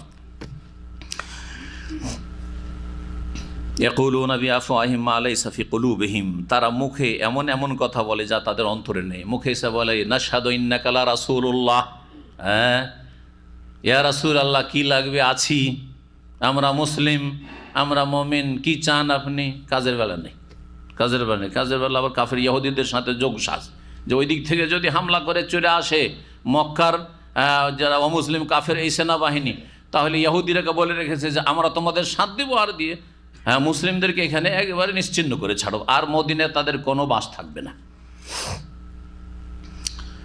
আল্লাহু আ'লামু বিমা ইয়াকতুমুন, যা কিছু তারা গোপন করে বা লুকিয়ে রাখে সে সম্পর্কে আল্লাহ অধিক জ্ঞানী। আল্লাযীনা কালু, এই মুনাফিকরা এমন মুনাফিক যারা আরও বলেছিল লিইখওয়ানিহিম, তাদের ভাইদেরকে, মানে তাদের ধর্মীয় ভাইদেরকে, হ্যাঁ তাদের ধর্মীয় ভাইদেরকে, মানে মুনাফিকদের আপোষে বলাবলি করতো। ওয়াকাআদু, নিজেরা বাড়িতে বসে থেকেছিল, রাস্তা থেকে ফিরে এসে বাড়িতে বসে গেল, বলেছিল লাউ আতাউনা মা কুতিলু, এই যে এরা গিয়ে নিহত হলো আমাদের বংশধর খাজরাজ আর আওসের লোকেরাই বেশিরভাগ শহীদ হয়েছিল ওহদের যুদ্ধে, আনসারীরা, এরা যদি আমাদের কথা মানতো, আমরা যেমন 300 ফিরে গেলাম, এরাও যদি রাস্তা থেকে ফিরে যেত, মা কুতিলু, তাহলে এরা নিহত হইতো না, এরা নিহত হতো না, বেঁচে যেত, আমরা যেমন বেঁচে গেলাম ওরাও বেঁচে যেত। কুল, আল্লাহ বলছেন হে নবী এদেরকে জানিয়ে দাও, ফাদরাউ আন আনফুসিকুমুল মাউতা ইন কুনতুম সাদিকিন, তোমরা যদি এই কথায় সত্যবাদী হও তাহলে তোমাদের মৃত্যুকে, মতকে সরাও তো দেখি, যে কোনোদিন মরবো না, মরণকে ধাক্কা দিয়ে ফেলে দেবো, জীবনেও মরবো না। আছে পৃথিবীতে কোনো শক্তি? কোনো শক্তি আছে? একদিন মরতে হবে, সেটা মাঠে মরো আর বাড়ির কোনায় মরো, মরতে হবে, এক জায়গায় মরতে হবে। আর মরণের ক্ষেত্রে এটা নয় যে আমি মাঠে নেমেছিলাম সেই জন্য আজকে মতটা চলে আসলো, না হলে বাড়িতে থাকলে আরও কয়েক বছর বাঁচতাম। হ্যাঁ, এটাও কুফরি কথা, এটাও তকদিরের অবিশ্বাস। বরং আল্লাহ পাকের চূড়ান্ত ফয়সালা করা আছে যে ফায়দা যা আজালহুম, যখন শেষ মুহূর্ত চলে আসবে, মওতের সময় চলে আসবে, লা ইস্তাখিরুনা সাআতান ওয়ালা ইস্তাকদিমুন, এক মুহূর্তের জন্য না বিলম্ব হবে না আগেই চলে আসলো, আগেই সে নিয়ে চলে গেল। এই জন্য আমাদের বাংলা ভাষায় বেশ কিছু কুফরি কথা আছে, অনেক ইসলামিক কথা, তার মধ্যে অকাল মৃত্যু বলে না। একটা লোক অ্যাক্সিডেন্টে মারা গেল, বয়স 30 বছর, অথবা যুবক মানুষ মেডিকেলে ডাক্তার হয়েছিল, অথবা মাত্র মাদ্রাসা থেকে পাশ করেছিল আর মারা গেল, অকাল মৃত্যুতে আমরা শোকাহত। অকাল মৃত্যু কুফরি কথা, অকাল না। মতের আবার কাল আছে নাকি? যে অমুক কালে মতটা আসবে, ওইটা হচ্ছে কাল আর এটা হচ্ছে অকাল না। ওয়ালা তাহসাবান্নাল্লাযীনা কুতিলু ফী সাবিলিল্লাহি আমওয়াতা বাল আহইয়া। মুনাফিকরা আর কাফেররা বলতো যে দেখো দেখো এই লোকগুলি এসে 70 জন মারা গেল। মুনাফিকরা কি বললো? যে এরা যদি আমাদের সাথে থাকতো তো মারা যেত না, এরা নিহত হইতো না। আর মক্কার কাফেররা বলল যে এদেরকে 70 জনকে মেরে চলে এসেছি, তাহলে মৃত বললো না। তার উত্তরে আল্লাহ বলছেন দেখো তোমাদের মতো মৃত এই সাহাবাই কেরাম নন, মমিন মুসলিম নয়। মমিন মুসলিম যারা জিহাদ ফি সাবিল আল্লাহর রাস্তায় নিহত হয় তারা তোমাদের মতো নিকৃষ্ট মৃত না, বরং তারা সম্মানিত, তারা হচ্ছে শহীদ। বরং তাদের এমন জীবন রয়েছে যে জীবন সম্পর্কে জানতে পারলে সবাই আকাঙ্ক্ষা করতো যে হাই এই সুখের জীবনটা যদি পেতাম। শাহাদাতের মর্যাদার পরে আত্মার জগতে, বরজাখী জগতে, রুহের জগতে যে বড়ই মর্যাদা সম্পন্ন ইজ্জতের জীবন রয়েছে, সেই জীবন সম্পর্কে যদি আমরা এই চোখের পর্দা আল্লাহ খুলে দিতেন আর ওটা দেখিয়ে দিতেন, তাহলে সবাই আল্লাহ রাস্তায় শহীদ হতে চাইতাম। তাই আল্লাহ পাক বলছেন ওয়ালা তাহসাবান্নাল্লাযীনা কুতিলু ফী সাবিলিল্লাহ, তোমরা ধারণা করিও না ওই সব লোকদের সম্পর্কে যারা আল্লাহর রাস্তায় নিহত হয়েছে কি যে তারা আমওয়াতান মৃত। তাদেরকে ধারণা করেন যে তারা মৃত। আল্লাহ এ কথা বলেননি যে তারা মৃত নয়, তাদেরকে মনে করিও না যে মৃত, মানে এইরকম সাধারণ মৃত্যু নয় তাদের। বাল আহইয়াউন, বরং তারা জীবিত। তাদের হায়াত রয়েছে, তাদের হায়াত রয়েছে। কিন্তু কোন হায়াত? পার্থিব জীবন রয়েছে না পারলৌকিক জীবন রয়েছে? পারলৌকিক। মানুষ মরার পরে দুনিয়া থেকে একটা লোক নিহত, আল্লাহ রাস্তায় শাহাদাত বরণ করলো, তাকে কি বলবেন? যে বেঁচে আছে বলবেন নাকি? এখন দুনিয়ার যে মত সেটা হয়েছে, কিন্তু সে আবার জীবিত। কোন জীবন তাদের রয়েছে? বারজাখী জীবন, যেটা বলছে পারলৌকিক জীবন রয়েছে এবং বড়ই মর্যাদার জীবন রয়েছে। বাল আহইয়াউন ইনদা রাব্বিহিম ইউরযাকুন, আর তাদের প্রতিপালকের নিকট তাদেরকে উপজীবিকা দেওয়া হচ্ছে, রিজিক, মর্যাদা সম্পন্ন রিজিক দেওয়া হচ্ছে। এমন রিজিক দেওয়া হচ্ছে জানতে পারলে সবাই চাইতো আল্লাহ আমি যদি হইতাম, আমি যদি একজন হইতাম তাদের, আমি যদি একজন হইতাম এই করতাম। এই একটি আয়াত। আর সূরা বাকারার আয়াত নম্বর 158 তাতে রয়েছে, পড়েন ওয়ালা তাকুলু লিমান ইউকতালু ফী সাবিলিল্লাহি আমওয়াত। আল্লাহ বলছেন যারা আল্লাহ রাস্তায় নিহত হয় তাদেরকে কি বলিও না? মৃত বলিও না। বাল আহইয়াউন, বরং তারা জীবিত। তারপরে আল্লাহ কি বলছেন?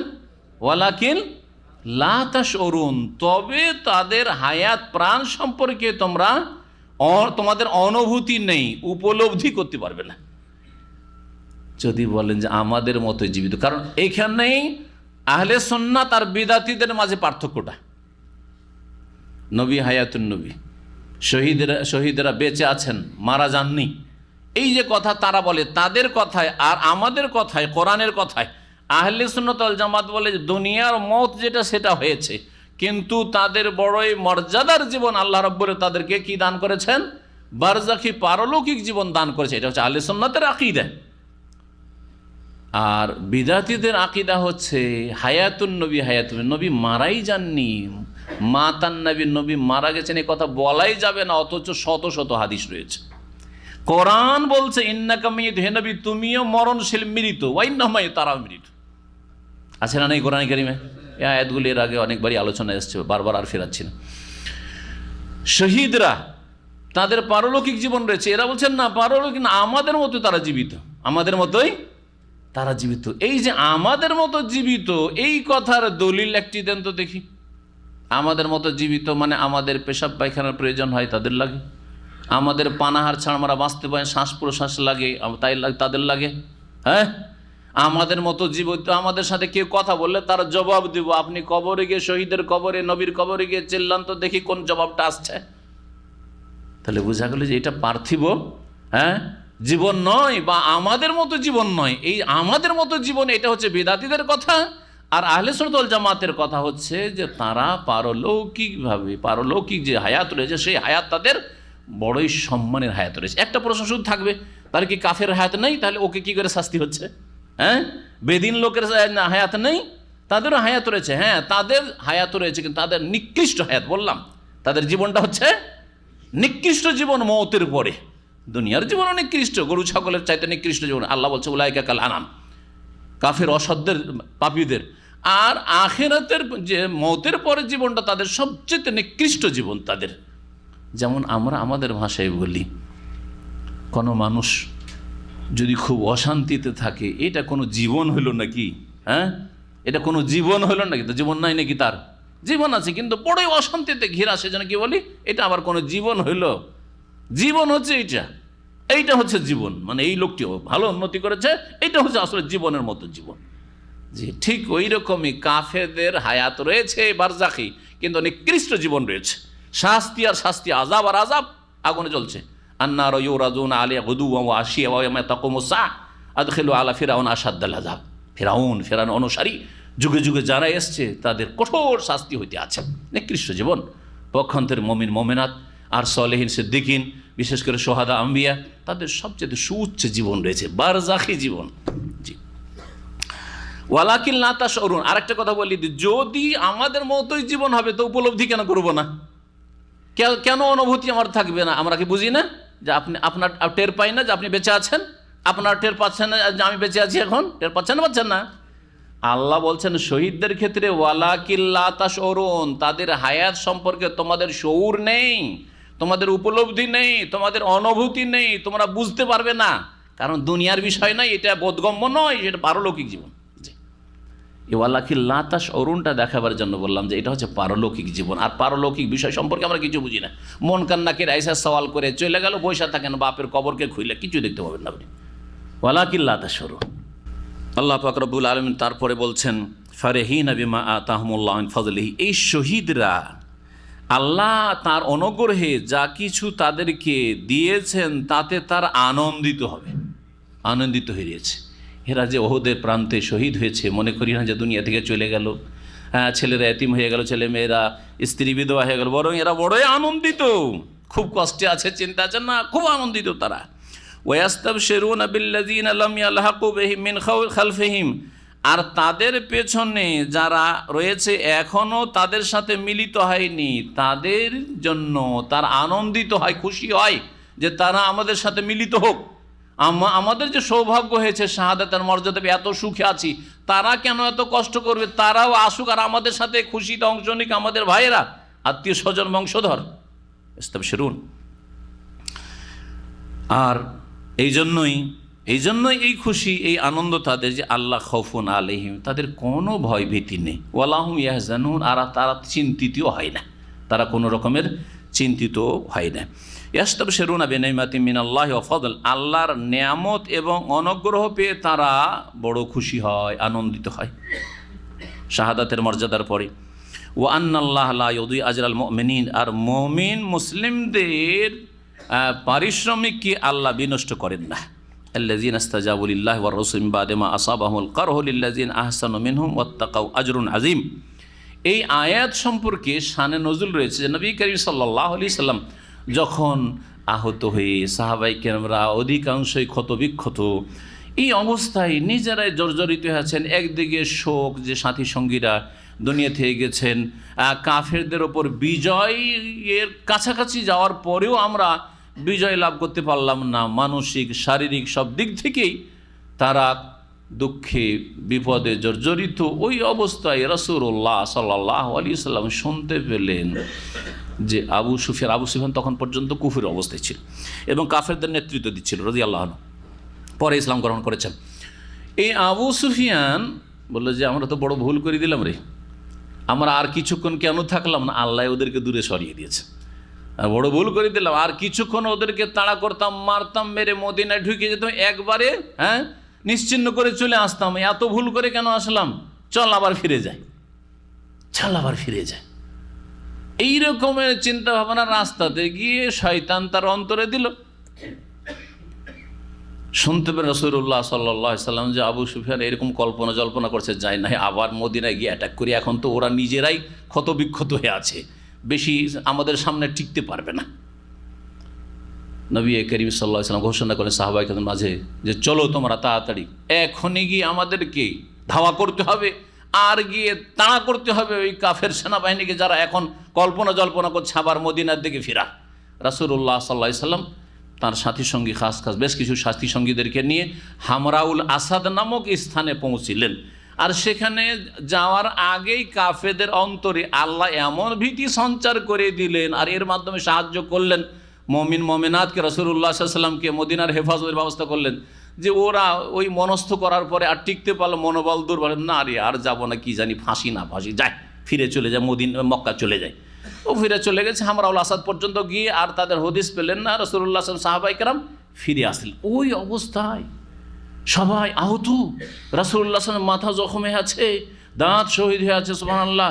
রাসূলুল্লাহ সাল্লাল্লাহু আলাইহি ওয়াসাল্লাম সাহাবায়ে কেরামদেরকে নিয়ে পৌঁছেছেন কয়েক কিলোমিটার দূরে মদিনা থেকে। আসার পরে যখন তাদেরকে আর পাওয়া গেল, সেখান থেকে ফিরলেন। এখানে যুদ্ধ না হলেও যুদ্ধের জন্য প্রস্তুত হয়ে এই দুর্দিনের সময় গিয়েছেন, কষ্টের সময়, সেজন্য এটার নাম গাজওয়ায়ে হামরাউল আসাদ। হামরাউল আসাদ নামে এই যুদ্ধ ইসলামের ইতিহাসে এবং নবী সাল্লাল্লাহু আলাইহি ওয়াসাল্লামের সিরতের কিতাবাদিতে প্রসিদ্ধ। এই সম্পর্কে আল্লাহ বলছেন আল্লাযীনা, মুমিন কারা, সত্যিকার মুমিন কারা, যাদের কোনো চিন্তা নেই, কোনো ভয় নেই। আল্লাযীনা ইসতাজাবু লিল্লাহি ওয়া রাসূল, যারা আল্লাহ এবং রাসূলের ডাকে সাড়া দিয়েছিল, মিন বাদে মা আসাবাহুল কারহ, তাদের আহত হওয়ার পরে, তাদের ক্ষতবিক্ষত হওয়ার পরে, কারহন মানে ক্ষত, ঘা, তাদের ক্ষতবিক্ষত হওয়ার পর শরীর ক্ষতবিক্ষত হয়ে রয়েছে, এই অবস্থায় রাসূলুল্লাহ সাল্লাল্লাহু আলাইহি ওয়াসাল্লাম ডাক দিলেন যে কে আছে, চলো এখন জিহাদের জন্য আবার বেরোইতে হবে। সুবহানাল্লাহ, মদিনা পৌঁছিতে সাথে সাথে আবার ডাক। বাড়িতে ঢুকে এখন বিবির সাথে দেখা নেই, ছেলে মেয়েদের খোঁজ খবর নেই, সুখ দুঃখ কাউকে জিজ্ঞাসা করেন, আবার বেরোইতে হবে। কত যে ইমানের পরীক্ষা ছিল, তারপরও সাহাবীদের মর্যাদা দিতে শিখলো না। রাফেজি শিয়ারা, আর এই রাফেজি শিয়াদের অনুসারী এক শ্রেণীর গুমরাহরা রয়েছে যারা সাহাবায়ে কেরামদেরকে সমালোচনার ঊর্ধ্বে মনে করে না, আর সমালোচনা করে তারা তাদের ক্ষেত্রে মন্তব্য করে। কোথায় তারা বকরির নেদি আর সাহাবায়ে কেরামদের সমালোচনা করার দুঃসাহসিকতা। আল্লাহর ডাকে, রাসূলের ডাকে সাড়া দেওয়ার অর্থ হচ্ছে এই জিহাদের জন্য সাড়া দেওয়া। লিল্লাযীনা আহসানু মিনহুম, তাদের মধ্য থেকে যারা সৎকর্মশীল হয়েছে, ওয়াত্তাকাও, এবং আল্লাহ ভীরু হয়েছে, আজরুন আজিম, তাদের জন্য মহা পুরস্কার রয়েছে, তাদের জন্য মহা পুরস্কার রয়েছে। আল্লাযীনা ক্বালা লাহুমুন নাস, এবং এদেরকে এই খবরও পৌঁছানো হইল।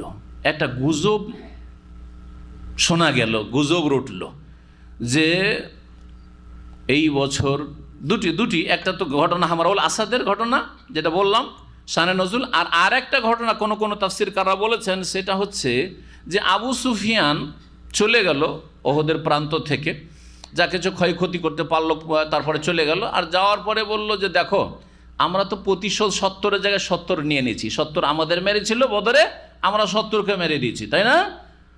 কিন্তু এইটাতে কাজ হইল না, ওরা আমাদেরকে বদরে মেরেছে, আমরা ওহদে মারলাম, সমান সমান হয়নি। বদরে আগামী বছর লড়াই হবে এবং বদরে ওইভাবে আমরা মারব, এই বাহাদুরি দেখাইল। রাসূলুল্লাহ সাল্লাল্লাহু আলাইহি ওয়াসাল্লাম প্রস্তুতি রাখলেন যে আগামী বছর যদি বদরে হয় ওইরকম, তাহলে প্রস্তুত আছি আমরা। যদি আসে আবু সুফিয়ান বা মক্কার কাফের বাহিনী, তাহলে তোমার প্রস্তুত থাকো। এবং ঈমান আরও শক্তিশালী বৃদ্ধি হয়ে গেল সাহাবায়ে কেরামের এই কথাই এই আয়াতে বলা হচ্ছে। এটাকে বলা হয় গাজওয়ায়ে বাদরুস সুগরা, ছোট বদর। বড় বদরের যুদ্ধ বাদরুল কুবরা, আর ছোট বদরের যুদ্ধের কথা বলা হয়, যদিও হয়নি, কিন্তু এরা মনে মনে চিন্তা করেছিল যে আগামী বছর প্রতিশোধ নেব। বদরে গিয়ে এই সম্পর্কে আয়াত নাজিল হয় সাহাবাই কেরামদের প্রশংসায়। আল্লাহ বলছেন আল্লাযীনা ক্বালা লাহুমুন নাস, সাহাবাই কেরাম মুমিন ওরা যাদেরকে লোকেরা শুনিয়েছিল, মানে কাফেররা ওইখান থেকে আলোচনা করছিল আপোষে যে এবার আসছি, আর মক্কার ওই খবর রাসূলুল্লাহ সাহাবাই কেরামদের কাছে পৌঁছে গেল যে এই সামনেবার আসছে প্রতিশোধ নেওয়ার জন্য, বদরে এসে লড়াই হবে। ইন্নান নাসা কাদ জামাউ লাকুম, মক্কার লোকেরা, ইন্নান নাসা মানে কুফারে মক্কা, মক্কার কাফের বাহিনী, এরা কি করেছে? কাদ জামাউ লাকুম, হে মুমিন মুসলিম, তোমাদের বিরুদ্ধে বড় সেনাদল প্রস্তুত করেছে, সেনাদল জমিয়েছে। ফাখশাউহুম, ফাখশাউহুম, তারা ভয় দেখালো, হ্যাঁ ভয় দেখালো, এই খবরে ভয় দেখাতে চাইলো, এবং এই ভয়ে তাদের কিছু না হয়ে কি হইল? ফাযাদাহুম ঈমানা, তাদের ঈমান আরো বেড়ে গেল। মানুষকে ভয় দেখালে কি হয়? ঈমান দুর্বল হয়ে পড়ে, মনোবল দুর্বল হয়ে পড়ে, কিন্তু মুমিন সাহাবায়ে কেরামদের তা হয়নি। যখন তাদেরকে এরকম ভয় দেখালো যে এত বড় বিশাল বাহিনী তৈরি হচ্ছে আগামী বছর প্রতিশোধ নেওয়ার জন্য, বদরে এই প্রতিশোধ নেবে, ফাযাদাহুম ঈমানা, সাহাবায়ে কেরামদের ঈমান আরো বৃদ্ধি পেয়ে গেল। ওয়াকালু, এবং তারা এই সময়ে বলেছিল বা তারা বলেছিলেন, আল্লাহ, আমাদের জন্য আল্লাহ যথেষ্ট, ওয়া নি'মাল ওয়াকিল, এবং তিনি সর্বোত্তম কর্মবিধায়ক, আমাদের সমস্ত কিছু কাজের শেষ পরিণতির মালিক একমাত্র আল্লাহ রাব্বুল আলামিন, তার হাতে সব কিছুর চাবিকাঠি। হাসবুনাল্লাহু ওয়া নি'মাল ওয়াকিল, এটা বেশি বেশি পড়বেন। এইটা সাহাবায়ে কেরামরা পড়েছেন এইরকম দুর্দিনের সময় পরিস্থিতিতে, যখন তাদের কাছে খবর পৌঁছেছে এবার আসছে কিছু রাখবে না মক্কার কাফের বাহিনী, তখন তারা এই দোয়া পড়েছেন। ইব্রাহিম আলাইহিস সালামকে যখন আগুনে ফেলা হয় তখন এই দোয়া বারবার পড়তে থেকেছেন। এইরকমই আল্লাহ রাব্বুল আলামিন এই দোয়া কোরআনে কারিমে বিভিন্ন জায়গায় বালা মুসিবতের সময় শিখিয়েছেন। সুতরাং এই মুহূর্তে বিশেষ করে বার্মার মুসলিম ভাইদের ওপর, বোনদের ওপর যে জুলম অত্যাচার হচ্ছে, বুদ্ধিস্ট জালেমদের পক্ষ থেকে আল্লাহর লানত হোক এই বুদ্ধিস্ট জালেমদের। আল্লাহ তাদের দেশকে ধ্বংস করুক, তাদের শাসকদেরকে ধ্বংস করুক, তাদের সমাজকে ধ্বংস করুক, আল্লাহ তাদের ধন সম্পদকে ধ্বংস করুক। আল্লাহ রাব্বুল আলামিন যেন এই বুদ্ধিস্ট, বার্মার বুদ্ধিস্টদেরকে আল্লাহ যেন সর্বনাশ করেন, এক একটা করে আল্লাহ ধ্বংস করেন।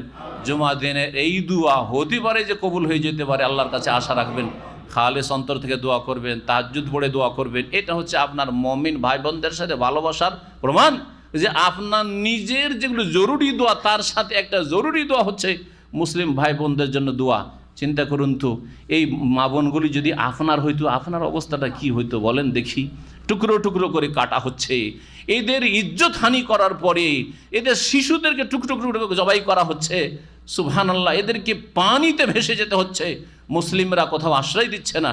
আল্লাহ পাক যেন মুসলিমদেরকে হেদায়েত দান করেন, এবং ঈমান এবং ইসলামের যে ভ্রাতৃত্ব রয়েছে এই ভ্রাতৃত্ব বন্ধনকে বজায় রাখার তৌফিক দান করেন, এবং ঈমান ইসলামের ভিত্তিতে আল্লাহ যেন সাহায্য করার তৌফিক দান করেন। যে যেখানে যতটা সাহায্য করতে পারবেন, যে স্তরের মানুষরা, আল্লাহ সেইভাবে যেন আমাদের সাহায্য করার তৌফিক দান করেন।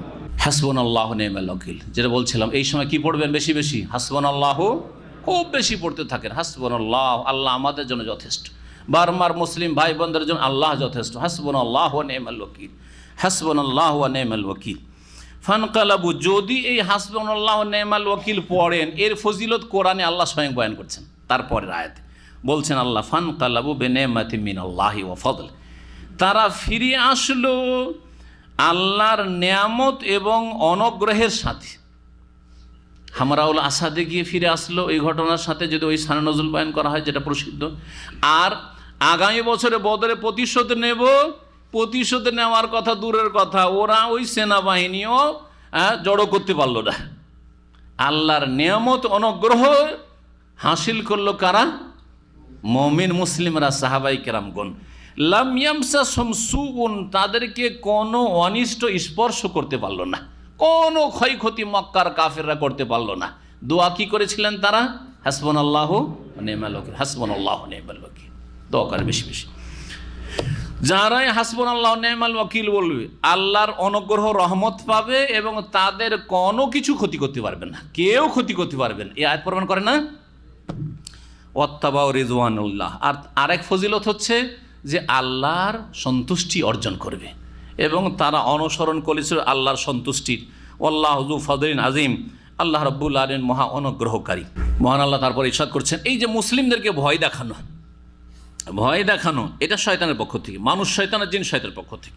আজকাল প্রচার মাধ্যমগুলিতে এইরকম মেলা কিছু করা হয় যেগুলির মাধ্যমে ভীত সন্ত্রস্ত করা হয় ধার্মিকদেরকে, যেইভাবে দিন পালন করলে মনে হয় আর বাস করা যাবে না, দাড়ি রাখলে মনে হয় আর বাস করা যাবে না, এইভাবে আবার মনে হয় চলা যাবে না, ইত্যাদি ইত্যাদি। মানুষ শয়তান এই প্রচার মাধ্যম আজকালকার, আর জিন শয়তান ভীত সন্ত্রস্ত করার চেষ্টা করে।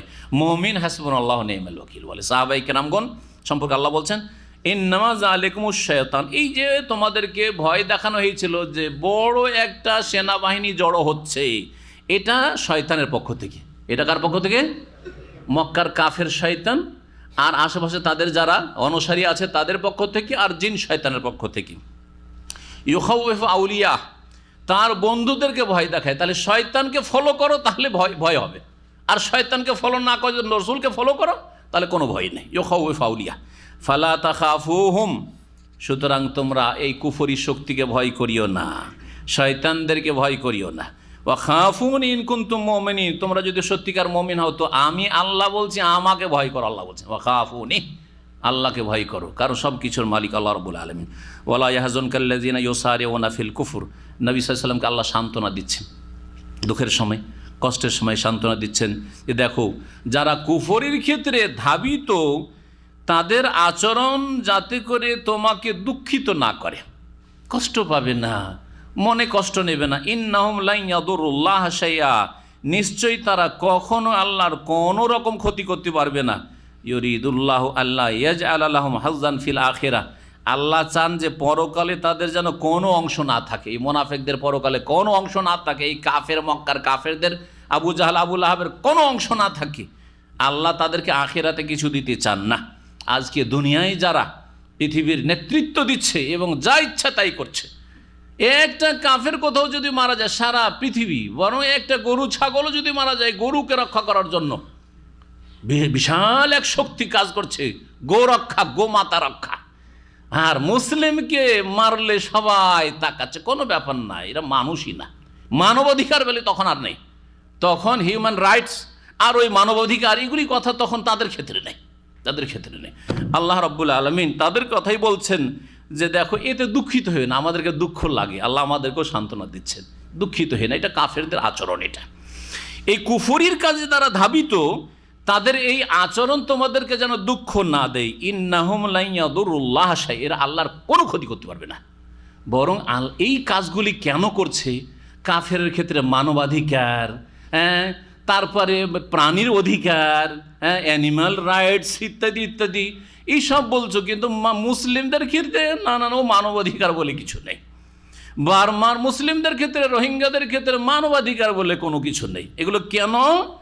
আল্লাহ চান, ইউরিদুল্লাহ, আল্লাহ চান আল্লাহ ইয়াজআলা লাহুম হাজ্জান ফিল আখিরাহ, আখিরাতে এই জালেমদেরকেই যারা অবিচার করছে পৃথিবীতে নেতৃত্ব দিতে গিয়ে, তাদের জন্য কোনো অংশ রাখতে চান না, মহাশাস্তি দিতে চান এদেরকে আল্লাহ রাব্বুল আলামিন। ওয়ালাহুম আযাবুন আযীম, এবং এদের জন্য মহাশাস্তি রয়েছে। ইন্নাল্লাযীনা ইশতারাউল কুফরা বিল ঈমান, যারা ঈমানের বিনিময়ে কুফরিকে ক্রয় করেছে, ঈমান বিক্রি করে কুফরি খরিদ করেছে, কুফরি খরিদ করে আর ঈমানকে বিক্রি করে। জন্মসূত্রে মুসলিম নাস্তিক হয়ে যায়, জন্মসূত্রে মুসলিম কিন্তু কুফরি শক্তির খেদমত করে, ইসলামের খেদমত করে না। ইসলাম ঈমানের খেদমত, কোরআন সুন্নাহর খেদমতের তৌফিক হয় না, তৌহিদের খেদমত করার তৌফিক হয় না, সুন্নাহর খেদমতের তৌফিক হয় না, বরং শিরক বিদআতের খেদমত করে। এমনকি মুসলিম সমাজের দ্বারা ভ্রান্ত ধর্ম পালন করে, এই মাজারের খেদমতে লেগে আছে। তৌহিদ সুন্নতের যদি দাওয়াত হয় বন্ধ করে, মাহফিল বন্ধ করা, উৎখাত করে এদেরকে। এতে যারা লেগে আছে, যারা কুফরি খরিদ করে ঈমানের বদলে, লা ইয়াদুরুল্লাহ শাইআ, তারা আল্লাহর কোনো কিছু ক্ষতি করতে পারবে না। ওয়ালাহুম আযাবুন আলীম, তাদের জন্য মর্মান্তিক শাস্তি রয়েছে। ওয়ালা ইয়াহসাবান্নাল্লাযীনা কাফারু আন্নামা নুমলি লাহুম খায়রুল লিআনফুসিহিম, আর কাফেররা যেন এই ধারণা না করে যে তাদেরকে যে আমি অবসর দিচ্ছি বা ছাড় দিচ্ছি সেটা তাদের জন্য কল্যাণকর। অনেক সময় ছাড় পেয়ে বেপরোয়া হয়ে যায়, আরও জালেম যত ছাড় পায় তত কি হয়ে যায়, বেপরোয়া হয়ে যায়, যে কেউ তো আমার কিছু করতে পারে, আমার সামনে টিকার মতো কোনো শক্তি নেই। আল্লাহ বলছে এটা তাদের জন্য মঙ্গলজনক নয়। ইন্নামা নুমলি লাহুম, তাদেরকে আমি যে অবসর দিই বা ছাড় দিই, ছেড়ে দেন না আল্লাহ। আমি একটা কথা সমস্যা বলি, আল্লাহ কি করেন, ছাড় দেন কিন্তু ছেড়ে দেন না। আল্লাহ এমহাল করেন কিন্তু এহমাল করেন না। আল্লাহ একবারে অবহেলা করে ছেড়ে দিলেন না, কখনো কাফেরকে ছাড়েন না, তবে ছাড় দেন কিছুটা, হ্যাঁ ঢিলা করেন, ঢিল দেন। কি জন্য? এইটা কল্যাণকর তাদের জন্য না। ইন্নামা নুমলি লাহুম, তাদেরকে আমি ছাড় দিই, লিয়াজদাদু ইসমা, যাতে করে তাদের পাপ আরও বৃদ্ধি পায়, শাস্তিটা আরও বেশি হয় তাদের। ওয়ালাহুম আযাবুম মুহিন, এবং তাদের জন্য লাঞ্ছনাকর শাস্তি রয়েছে। মা কান আল্লাহু লিয়াযারাল মুমিনিনা আলা মা আনতুম আলাইহি হাত্তা ইয়ামিযাল খাবিসা মিনাত তাইয়্যিব। আল্লাহ রাব্বুল আলামিন এখানে বলছেন যে মুমিনরা সবসময় অসহায় থেকে যাবে, দুর্বল থেকে যাবে, দুর্গত থেকে যাবে, সবসময় মার খেতে থাকবে, এটা হবে না, কোনোদিন হবে না। আল্লাহ রাব্বুল আলামিন এই উত্থান পতনের মাধ্যমে কে নোংরা খবিস মুনাফিক কপট আর কাফের, আর কে মুমিন খাঁটি মুসলিম, এই দুটো দলের মাঝে আল্লাহ কি করতে চান, পার্থক্য করতে চান। বলছেন যে আল্লাহ এমন নন যে মুমিন মুসলিমদেরকে ছেড়ে দেবেন আলামা আনতুম আলাইহি, যেই অবস্থায় তোমরা রয়েছে অসহায় অবস্থায়, কারণ অহদ যুদ্ধের সময় মুসলিমরা দুর্বল, এই অবস্থায় ছেড়ে দেবেন, এটা হতে পারে না। হাত্তা ইয়ামিজাল খাবিসা মিনাত তাইয়্যিব, যতক্ষণ পর্যন্ত আল্লাহ অসৎকে সৎ থেকে পৃথক না করেন। উদ্দেশ্য হচ্ছে আল্লাহর অসৎ লোকদেরকে সৎ থেকে আলাদা করা, চিহ্নিত করা। মদিনার মুনাফিকরা এইরকম পরিস্থিতিগুলি তৈরি না করলে চেনা যেত না, তো মুসলিম সমাজে তারা পাচক না, বুঝাই যেত না তাদেরকে। আজকালের মতো বেনামাজি ছিল না তারা, কিন্তু তারাও নিজেকে মুসলিম পরিচয় দেওয়াকে গর্ব মনে করতো। ইসলাম অন্তরে নেই, ইমান নেই, কিন্তু মুসলিম পরিচয় দিলেই বেনিফিট আছে। আর আজকাল কাফেরের মতো সব কিছু করলে বেনিফিট আছে, যার ফলে মুসলিম হয়েও মুসলিম পরিচয় দিতে চায় না। ওমা কানাল্লাহু লিইউতলিয়াকুম আলাল গায়ব, আর তোমাদেরকে আল্লাহ অদৃশ্য সম্পর্কে জানিয়ে দিতে চান না। মানুষকে আল্লাহ অদৃশ্য জানিয়ে দেবেন যে এখানে গেলে তোমাদের লাভ হবে, এখানে গেলে ক্ষতি হবে, ওহদে এরকমটা হবে, এর আগে যে এখানে 50 জনকে নিযুক্ত করা হলো এরা কিন্তু নেমে যাবে, যার ফলে ক্ষতি হবে। আল্লাহ এইসব করেন না। এটা করলে তাহলে তো আর পরীক্ষা নিরীক্ষাই থাকবে না তাহলে। হ্যাঁ, আল্লাহ তো আগে জানিয়ে দিতে পারতেন যে 300 জন, তোমরা যে 1000 জন যাচ্ছ ওহদের প্রান্তে, 300 জন কিন্তু মুনাফিক, এর আগে সাথেই নিও না, মদিনা থেকে সাথে নিও না, করতে তো পারতেন। কিন্তু আল্লাহ গায়েব জানিয়ে দেবেন না এইভাবে। রসুল সাল্লাল্লাহু আলাইহি সাল্লামকে কখনো বা আম্বিয়া রসুল মানে কখনো কখনো কোনো ক্ষেত্রে ওহী মারফতে কিছু জানিয়ে দিয়েছে, কিন্তু তাদেরকেও গায়েবের চাবি দেননি যে সব জেনে নেবেন। এই জন্য যতক্ষণ পর্যন্ত রাসূলুল্লাহ সাল্লাল্লাহু আলাইহি ওয়াসাল্লামকে মদিনার এই মুনাফিকদের সম্পর্কে চিহ্নিত না করা হয়েছিল, জানিয়ে দেওয়া হয়েছিল, ততক্ষণ তিনিও জানতেন না। তারপরে আল্লাহ জানিয়েছেন। এই জন্য সূরা তওবাতে রয়েছে তাদের সম্পর্কে, অমিন আহলিল মদিনাতে মারাদু আলা নিফাকি লা তা'লামুহুম নাহনু না'লামুহুম। আল্লাহ বলছেন যে মদিনায় এমন লোক রয়েছে যারা শুধু মুনাফিক না, মারাদু আলা নিফাক, মুনাফিকি কপটতায় তারা অনড় হয়ে রয়েছে, কট্টর মুনাফিক। লা তা'লামু, হে নবী তাদেরকে তুমি জানো না, চেনো না। নাহনু না'লামু, আমি আল্লাহ জানি। সানুআযিবুহুম মাররাতাইন, তাদেরকে দ্বিগুণ শাস্তি আল্লাহ বলছেন যে দেব। পরে নবী করিম সাল্লাল্লাহু আলাইহি ওয়াসাল্লামকে মুনাফিক চিহ্নিত করা হয়েছিল, কিন্তু প্রথম দিকে জানানো হয়নি। তো আল্লাহ পাক তাই বলছেন, ওমা কানাল্লাহু লিইউতলিয়াকুম আলাল গায়ব, আল্লাহ এমন নন যে তোমাদেরকে অদৃশ্য সম্পর্কে জানিয়ে দেবেন সব কিছু। ওয়ালাকিন্নাল্লাহ ইয়াজতাবির রাসূলি মান ইয়াশা, তবে আল্লাহ রাব্বুল আলামিন তার রাসূলদের থেকে, রাসূলগণ থেকে যাকে চান মনোনীত করেন। যতটা জানাবো বলে জানাতে চান ততটা জানিয়ে দেন। বিশেষ করে শরীয়তের সাথে, বিধানের সাথে সম্পর্কিত, আকীদার সাথে সম্পর্কিত এই বিষয়গুলিকে আল্লাহ গায়েব হলো জানিয়ে দিয়েছেন, বহু বিষয়। ফাআমিনু বিল্লাহি ওয়া রাসূলিহি, সুতরাং তোমরা আল্লাহর প্রতি ঈমান নিয়ে আসো, তার রাসূলগণের প্রতি ঈমান নিয়ে আসো। ওয়া ইন তু'মিনু ওয়া তাত্তাকু, আর তোমরা যদি বিশ্বাস স্থাপন করো, আল্লাহ ভীরু হও, ফালাকুম আজরুন আজিম, তাহলে তোমাদের জন্য মহাশাস্তি রয়েছে, মহাপুরস্কার রয়েছে। ফালাকুম আজরুন আজিম, তাহলে তোমাদের জন্য মহাপুরস্কার রয়েছে। ওয়ালা ইয়াহসাবান্নাল্লাযীনা ইয়াবখালুনা বিমা আতাহুমুল্লাহু মিন ফাদলি, আর তারা যেন এই ধারণা না করে, যারা কৃপণতা করে তারা যেন এই ধারণা না করে বিমা আতাহুমুল্লাহ মিন ফাদলিহি, যা আল্লাহ তাদেরকে অনুগ্রহ দান করেছেন তাতে যারা কৃপণতা করে তারা যেন এই ধারণা না করে যে হুয়া খায়রাল লাহুম, এই কৃপণতা করা, টাকা বাঁচানো, বেশি খরচ করবো না, এটা তাদের জন্য কল্যাণকর না। কৃপণদের এই আচরণটি ভালো না। বাল হুয়া শাররুল লাহুম, বরং কৃপণতা তাদের জন্য অনিষ্টকর। সাইয়ুতাওয়াকুনা মা বাখিলু বিহি ইয়াউমাল কিয়ামা, কিয়ামতের দিনে দুনিয়াতে যা কিছুর ক্ষেত্রে, যেসব সম্পদের ক্ষেত্রে কৃপণতা করেছিল, বখিলি করেছিল, তা তাদের বেড়ি বানিয়ে দেওয়া হবে, তাদের মালার মতো করে এই ধন সম্পদ আগুনের মালা পরিয়ে দেওয়া হবে, আগুনের বেড়ি পরিয়ে দেওয়া হবে। ওয়ালিল্লাহি মিরাসুস সামাওয়াতি ওয়াল আরদ, আসমান এবং জমিনের উত্তরাধিকার একমাত্র আল্লাহ রাব্বুল আলামিনের জন্য। আসমান এবং জমিনের সার্বভৌম অধিকার একমাত্র আল্লাহ রাব্বুল আলামিনের। আল্লাহু বিমা তা'মালুনা খাবীর, যা কিছু তোমরা করো সে সম্পর্কে আল্লাহ রাব্বুল সূক্ষ্ম খবর রাখেন। যারা কৃপণতা করে, মানে কৃপণতা দুই রকম, একটা হচ্ছে ফরজ কাজে কৃপণতা, তাহলে কঠোর শাস্তি রয়েছে। এই আয়াত তাদের ক্ষেত্রে ফিট। জাকাত দেয় না, কিসের জন্য? 1 লাখ টাকা জাকাত বেরিয়ে যাবে, এত টাকা জাকাত না, ফকির মিসকিনকে দান করবো, কিন্তু এত টাকা জাকাত দেবো না। যারা কোটি কোটি টাকার মালিক, 1 লাখ না, কোটি কোটি টাকা হয়তো জাকাতই বেরোবে। ও 2, 4, 10, 20 হাজার টাকা দিয়ে কিছু শাড়ি, এই সস্তা শাড়িগুলো আর লুঙ্গি দিয়ে দেবে, আর হ্যাঁ জাকাত দিয়ে এলাকাবাসীকে জানিয়ে দিল। এদের শাস্তির ক্ষেত্রে এই আয়াত এবং এই মর্মে বেশ কিছু হাদিস রয়েছে। একটি হাদিস শোনাই, সহিহ বুখারীতে রয়েছে।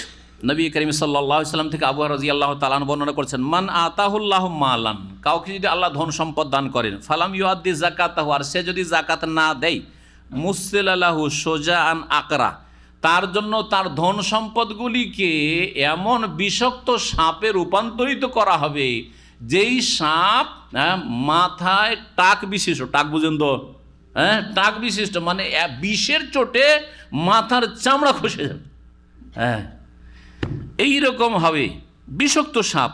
লাহু জাবিবাতান, তার মাথার ওপর 2টো বিন্দু হবে, বিষাক্ত সাপের চিহ্ন। ইউতাউইকুহু ইয়াউমাল কিয়ামাতে, আর ওই জাকাত যেই ব্যক্তি দেয়নি, অথচ তার উপরে জাকাত ফরজ হয়েছে প্রতি বছরে, ওই ব্যক্তির গলায় জড়িয়ে যাবে সেই সাপ, আর জড়িয়ে গিয়ে আখযু বিল্লাহজামাতাইহি, এবং সেই সাপ তাকে কামড়িয়ে ধরবে আর বলবে, আনা মালোকা আনা কানজোকা, আমি সাপ না, আমি তোমার ধন সম্পদ, হ্যাঁ আনা কানজোকা, আমি তোমার ওই সঞ্চিত স্বর্ণ, চাঁদি, হীরা, মণিমুক্তা, এগুলি যেগুলি তুমি উপভোগ করতে, কিন্তু এগুলির জাকাত গরিব মিসকিনের জন্য দিতে না, 2.5% বের করতে না। সুতরাং আমাকে আল্লাহ এই শাস্তি দেওয়ার জন্য তোমাকে শাস্তি দেওয়ার জন্য পাঠিয়েছেন। সহিহ বুখারীর এই হাদিস। এছাড়াও বেশ কিছু হাদিস এই মর্মে রয়েছে। আর 1-2টি আয়াত আমরা তাফসীর পড়ে নিই, তাহলে আগামী সপ্তাহে শেষ করতে সুবিধা হবে। এরপরে আল্লাহ রাব্বুল আলামিন ইহুদিদের কথা বলছেন। ইহুদির এত বেয়াদব ছিল যে নবী রাসূলগণকে তো খুন করেছে, আল্লাহ সম্পর্কেও বেয়াদবির সীমা ছিল না এদের। আল্লাহ সম্পর্কে তাদের সীমাহীন বেয়াদবি ছিল। আল্লাহ রাব্বুল যখন কোরআনে কারীম আয়াত নাযিল করলেন, মান যাল্লাযী ইউকরিজুল্লাহ কারজান হাসানা, কি আছে যে আল্লাহকে উত্তম ঋণ দেবে? কে আছে যে আল্লাহকে কি করবে? উত্তম ঋণ দেবে। উত্তম ঋণ দেওয়া মানে এখানে সাদকা খেরাত, দান খেরাত করার মাধ্যমে আল্লাহকে ঋণ দেওয়া হয়। গরিব মিসকিনকে দান করলে আল্লাহকে কি করা হয়? ঋণ দেওয়া হয়। তাহলে আল্লাহ তাকে বহু গুণে পুরস্কৃত করবেন। এইসব কথা কোরআনে কারিমে যখন নাজেল হইল, আর নবী করিম সাল্লাল্লাহু আলাইহি ওয়াসাল্লাম মদিনায় শুনালেন সাহাবায়ে কেরামদেরকে, মুনাফিকরা শুনতে পেল, ইহুদিরা শুনতে পেল। পাশে ইহুদিরা বাস করতো ইসলামের প্রথম যুগে মদিনায়, তারপরে তাদেরকে তাড়ানো হয়েছে তাদের বদ আচরণ এবং তাদের গাদ্দারি বিশ্বাসঘাতকতার কারণে। মদিনা থেকে 3টি গোত্র ছিল, প্রসিদ্ধ গোত্র। এই ইহুদিরা বললো যে আরে আরে আরে দেখো, আল্লাহ ঋণ চাইছে। আল্লাহ কি চাইছে? ঋণ, কর্জা চাইছে। কর্জা কে চায়? অভাবী। বললে আল্লাহ তো বড় অভাবী হয়ে গেছে গো, আল্লাহ ঋণ চাইছে আমাদের কাছে। হ্যাঁ, ওর চাইতে তো আমরাই বড় ধনী, কারোর কাছে 1 পয়সা ঋণ নিতে যাই না। হ্যাঁ, এই ধরনের কথা বলেছিল ইহুদির। এত বদমাইশ জাতি এরা, সুবহানাল্লাহ। আল্লাহ যেন এদের অনিষ্টকে দূর করেন এবং ইহুদিদেরকে আল্লাহ নিশ্চিহ্ন করেন, ফিলিস্তিনকে মুসলিমদের হাতে ফিরিয়ে দেন, এ মুসলিমদেরকে এর জন্য যেসব করণীয় রয়েছে তা করার জন্য তৌফিক দান করেন। লাকাদ সামি আল্লাহু কাওলাল্লাযীনা ক্বালু, বলছেন নিশ্চয়ই আল্লাহ রাব্বুল শুনলেন ওই সব ইহুদিদের কথা যারা বলেছিল এ কথা যে ইন্নাল্লাহ ফাকিরুন, আল্লাহ হচ্ছে অভাবগ্রস্ত, আল্লাহ হচ্ছে কি ফকির, আল্লাহ হচ্ছে অভাবগ্রস্ত, কত বড় বেয়াদবি কথা। ওয়া নাহনু আগনিয়া, ও এবং আমরা হচ্ছি অভাব মুক্ত। আল্লাহ অভাবগ্রস্ত আর আমরা হচ্ছি অভাব মুক্ত। আল্লাহ বলছে সানাক্তব মা কালু, যা কিছু তারা বলছে তা শীঘ্রই আমি লিখে রাখবো। আমার মালায়েকা ফেরেশতা পাহারাদার তালা লিখে রাখছে, লিখা আছে এগুলি কথা। ওয়া কাতলাহুমুল আম্বিয়া বিগাইরি হাক্কিন, আর অন্যায়ভাবে তারা যে তাদের পূর্বপুরুষরা নবী রাসূলকে খুন করেছে তাও আমি লিখে রেখেছি আর লিখে রাখবো, তাও আমার ফেরেশতারা লিখে রাখবে। তার আগের নবী রাসূলগণকে খুন করেছে, নবী মুহাম্মদুর রাসূলুল্লাহ কয়েকবার খুন করার চেষ্টা করেছে এই মদিনার ইহুদিরা।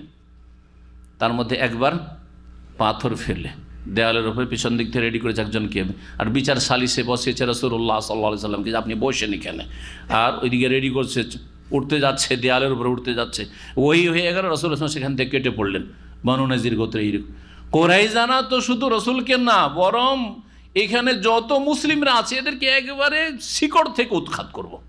এর জন্য যোগ সাজ আগে থেকে মক্কার লোকদেরকে বলে আসো খন্দকের যুদ্ধের জন্য, আর বিভিন্ন গোত্রগুলিকে সবগুলিকেই জমা করলো যে তোমরা বাইরে থেকে হামলা করো, ভিতর থেকে আমরা তোমাদের জন্য মদিনার ফাটক খুলে দেবো, আর ভিতর থেকে যত সহযোগিতা লাগে আমরা করব, ঘরে ঘরে তোমাদেরকে ঢুকিয়ে দেবো। সুবহানাল্লাহ, এইরকম অপরাধের কাজ করেছে। তারপরে এদেরকে মদিনা থেকে তাড়ানো হয়েছে এই গাদ্দারির কারণে। না হইলে এদের সাথে প্রথম এসে রাসূলুল্লাহ সাল্লাল্লাহু আলাইহি ওয়াসাল্লাম কি করেছিলেন? সন্ধি চুক্তি করেছিলেন যে মদিনায় আমরা একটি জাত হিসাবে, মানে এখানে আমরা মদিনাবাসী হিসাবে সবাই শান্তির সাথে বসবাস করব, তোমরা আমাদের ক্ষতি করবে না, তোমাদের আমরা ক্ষতি করব না, বাইরে থেকে যদি বহিরাগত শত্রু আক্রমণ করে আমরা সবাই মিলে তাদেরকে প্রতিহত করব। কিন্তু ভিতর ভিতর এ সমস্ত কিছু করেছে। এসব করে যখন নবীকে মারতে পারলো না, তখন এক মহিলাকে রেডি করলো, তুই নবীকে দাওয়াত দে। আর নবীকে দাওয়াত দিয়ে বিষ মাখা সুবহানাল্লাহ রান দিয়ে দিল। নবী কেরাম চিবিয়েও দিলেন। সাহাবায়ে কেরাম ছিলেন, তারা একটু খেয়ে ফেলেছেন। কয়েকজন সাহাবী তো মারাই গেছেন, তার মধ্যে বিশ ইবনে বারা ইবনে মারুর রাদিয়াল্লাহু আনহু শহীদ হলেন ওই বিষ খেয়ে। রাসূলুল্লাহ সাল্লাল্লাহু আলাইহি ওয়াসাল্লামও শহীদ হয়েছে যদি আল্লাহকে স্পেশালভাবে বাঁচানোর উদ্দেশ্য না থাকতো, কারণ তিনিও চিবিয়ে নিয়েছিলেন এবং তার কিছু অংশ পেটে চলে গেছিল। এই জন্য রাসূলুল্লাহ তারপরে অসুস্থ থাকতেন, কিন্তু আল্লাহ তার হায়াত যতদিন রেখেছেন ততদিন এই কুফরি শক্তি, ইহুদি শক্তি মারতে পারেনি। তারপরে নবী সাল্লাল্লাহু আলাইহি ওয়াসাল্লাম ইন্তেকালের সময় বারবার বলতেন নবী সাল্লাল্লাহু আলাইহি ওয়াসাল্লাম আপনজনদেরকে যে এখন আমি বুঝতে পারছি যে আমার যে ওই বিষের তাসির, ওই যে বিষ মাখা আমাকে রান্দা হয়েছিল তার প্রতিক্রিয়া শুরু হয়েছে, আর মনে হচ্ছে আমার শিরাগুলি ছিন্ন ভিন্ন হয়ে যাচ্ছে। যে হার্টে হৃদয়ে যে শিরাগুলো যাচ্ছে সেই শিরাগুলো যেমন ছিন্ন ভিন্ন হয়ে যাচ্ছে, যেমন হার্ট অ্যাটাক হইলে হয়। নবী করিম সাল্লাল্লাহু আলাইহি সাল্লাম এই কথা বলেছেন, সহিহ হাদিস রয়েছে। তার মানে রাসূলুল্লাহ সাল্লাল্লাহু আলাইহি সাল্লামের খুনি হচ্ছে কারা? ইহুদিরা। যেমন তার আগের আম্বিয়া রসুলগণকে খুন করেছে ইহুদিদের পূর্বপুরুষ ইহুদিরা। তাই আল্লাহ বলছেন যে এইটাও আমি লিখে রেখেছি যে আম্বিয়া রসুলগণের খুনি এরা, অন্যায়ভাবে তারা খুন করেছে। ওয়া নাকুলু, আর আমি বলবো যুকু আযাব আল হারিক, এই ইহুদিদের জন্য, এই মুনাফিকদের জন্য যে তোমরা আস্বাদন করো আযাব আল হারিক, দহন শাস্তি তোমরা গ্রহণ করো, জ্বলার শাস্তি, জ্বালিয়ে আল্লাহ রাব্বুল আলামিন ধ্বংস করবেন। কেন? যালিকা বিমা কাদ্দামাত আইদিকুম, জাহান্নামে তারা চিরকাল জ্বলতে থাকবে। কেন এটা হবে? যালিকা বিমা কাদ্দামাত আইদিকুম, এটা এই জন্য যে তোমাদের হাতগুলি অগ্রিম যা পাঠিয়েছে অপকর্ম, অর্থাৎ তোমাদের কৃতকর্মের কারণেই। ওয়া আন্নাল্লাহ লাইসা বিযাল্লামিল লিল আবিদ, আর আল্লাহ রাব্বুল আলামিন বান্দাদের ওপর জুলুমকারী নন। যে আল্লাহ জুলুম করেছেন ইহুদিদের ওপর, জুলুম করেছেন মুনাফিকের ওপর, জুলুম করেছে কাফেরের ওপর, এমনিতে তাদেরকে জাহান্নামে দেবেন এমন কথা নয়, বরং জাহান্নামে যাওয়ার কাজ করেছে, তার উচিত শাস্তি হয়েছে। এই ইহুদিরা আরও একটি কথা বলতো নবীকে মানবে না বলে, এই কথা দিয়ে আলোচনা আজকে শেষ করছি। সেটা হচ্ছে মিথ্যা কথা বলতো যে আমাদের আগের নবীরা সবাই কিন্তু আমাদেরকে একটা ওসিয়ত করেছে, যে কোনো নবী আসলে সেই নবী সত্য নবী কিনা নবী যখন দাবি করবে তোমরা তাকে পরীক্ষা করবে। কি পরীক্ষা? যে একটা কোরবানি করুক ওই নবী বা নবীর অনুসারীরা, আর কোরবানিটা আকাশ থেকে আগুন এসে যদি জ্বালিয়ে দেয় তাহলে জানবো যে সত্য নবী আছে। হে মোহাম্মদ, আপনি যে সত্য নবী এটা যদি আপনি প্রমাণ করতে চান তো দেখান, কারণ আমাদেরকে আগের নবীরা এই ওসিয়ত করেছে আল্লাহর পক্ষ থেকে, এটা হচ্ছে আমাদের জন্য উপদেশ। মিথ্যা কথা, মিথ্যা কথা। আল্লাহ রাব্বুল আলামিন বলছেন আল্লাযীনা ক্বালু, এই ইহুদিরা এমন লোক যারা বলেছে ইন্নাল্লাহ আহেদা ইলাইনা, আল্লাহ আমাদেরকে উপদেশ দিয়েছেন বা আমাদের সাথে প্রতিশ্রুতি নিয়েছেন, আল্লাহ নু'মিনা লিরাসূলিন, যে কোনো রসুলকে যেন বিশ্বাস না করি, হাত্তা ইয়াতিয়ানা বিকুরবান, যতক্ষণ পর্যন্ত একটা কোরবানি এমন না করবে তাকুলুহুন নার, যেটাকে আকাশ থেকে আগুন এসে ভক্ষণ না করে। আগুন এসে যতক্ষণ পর্যন্ত ওই কুরবানিটাকে জ্বালিয়ে না দেবে ততক্ষণ পর্যন্ত বুঝবো যে না, নবী নয়। যদি আকাশ থেকে আগুন আসে আর আসার পরে কুরবানিটাকে জ্বালিয়ে দেয়, তাহলে যেমন হ্যাঁ এটা সত্য নবী আছে। আগের উম্মতের যে কুরবানিগুলো হয়তো, কুরবানির গোস্ত তারা খেতে পেত না আপনাদের মতো। হ্যাঁ, যে গোস্ত খাচ্ছেন, দিলেন না দিলেন কাউকে গোস্ত খাচ্ছেন আপনি, আজকাল ফিরিয়ে যে যুগে তো বলতে হবে না, আগামী রমজানে কুরবানি গোস্ত পাওয়া যাচ্ছে। হ্যাঁ, আগামী কুরবানি পর্যন্ত এখন এক্সপায়ার হতে যাচ্ছে, তাড়াতাড়ি করে এদিক সেদিক। কিছুদিন আগে কুরবানির গোস্ত আমাদের কাছে এসেছিল, আপনাদের মাঝে মাঝে গোস্ত খাওয়ানো হয়েছিল না 1-2 মাস আগে। হ্যাঁ, ওইটা কুরবানির গোস্ত, সেটা ওসব মেনা আরাফার গোস্ত।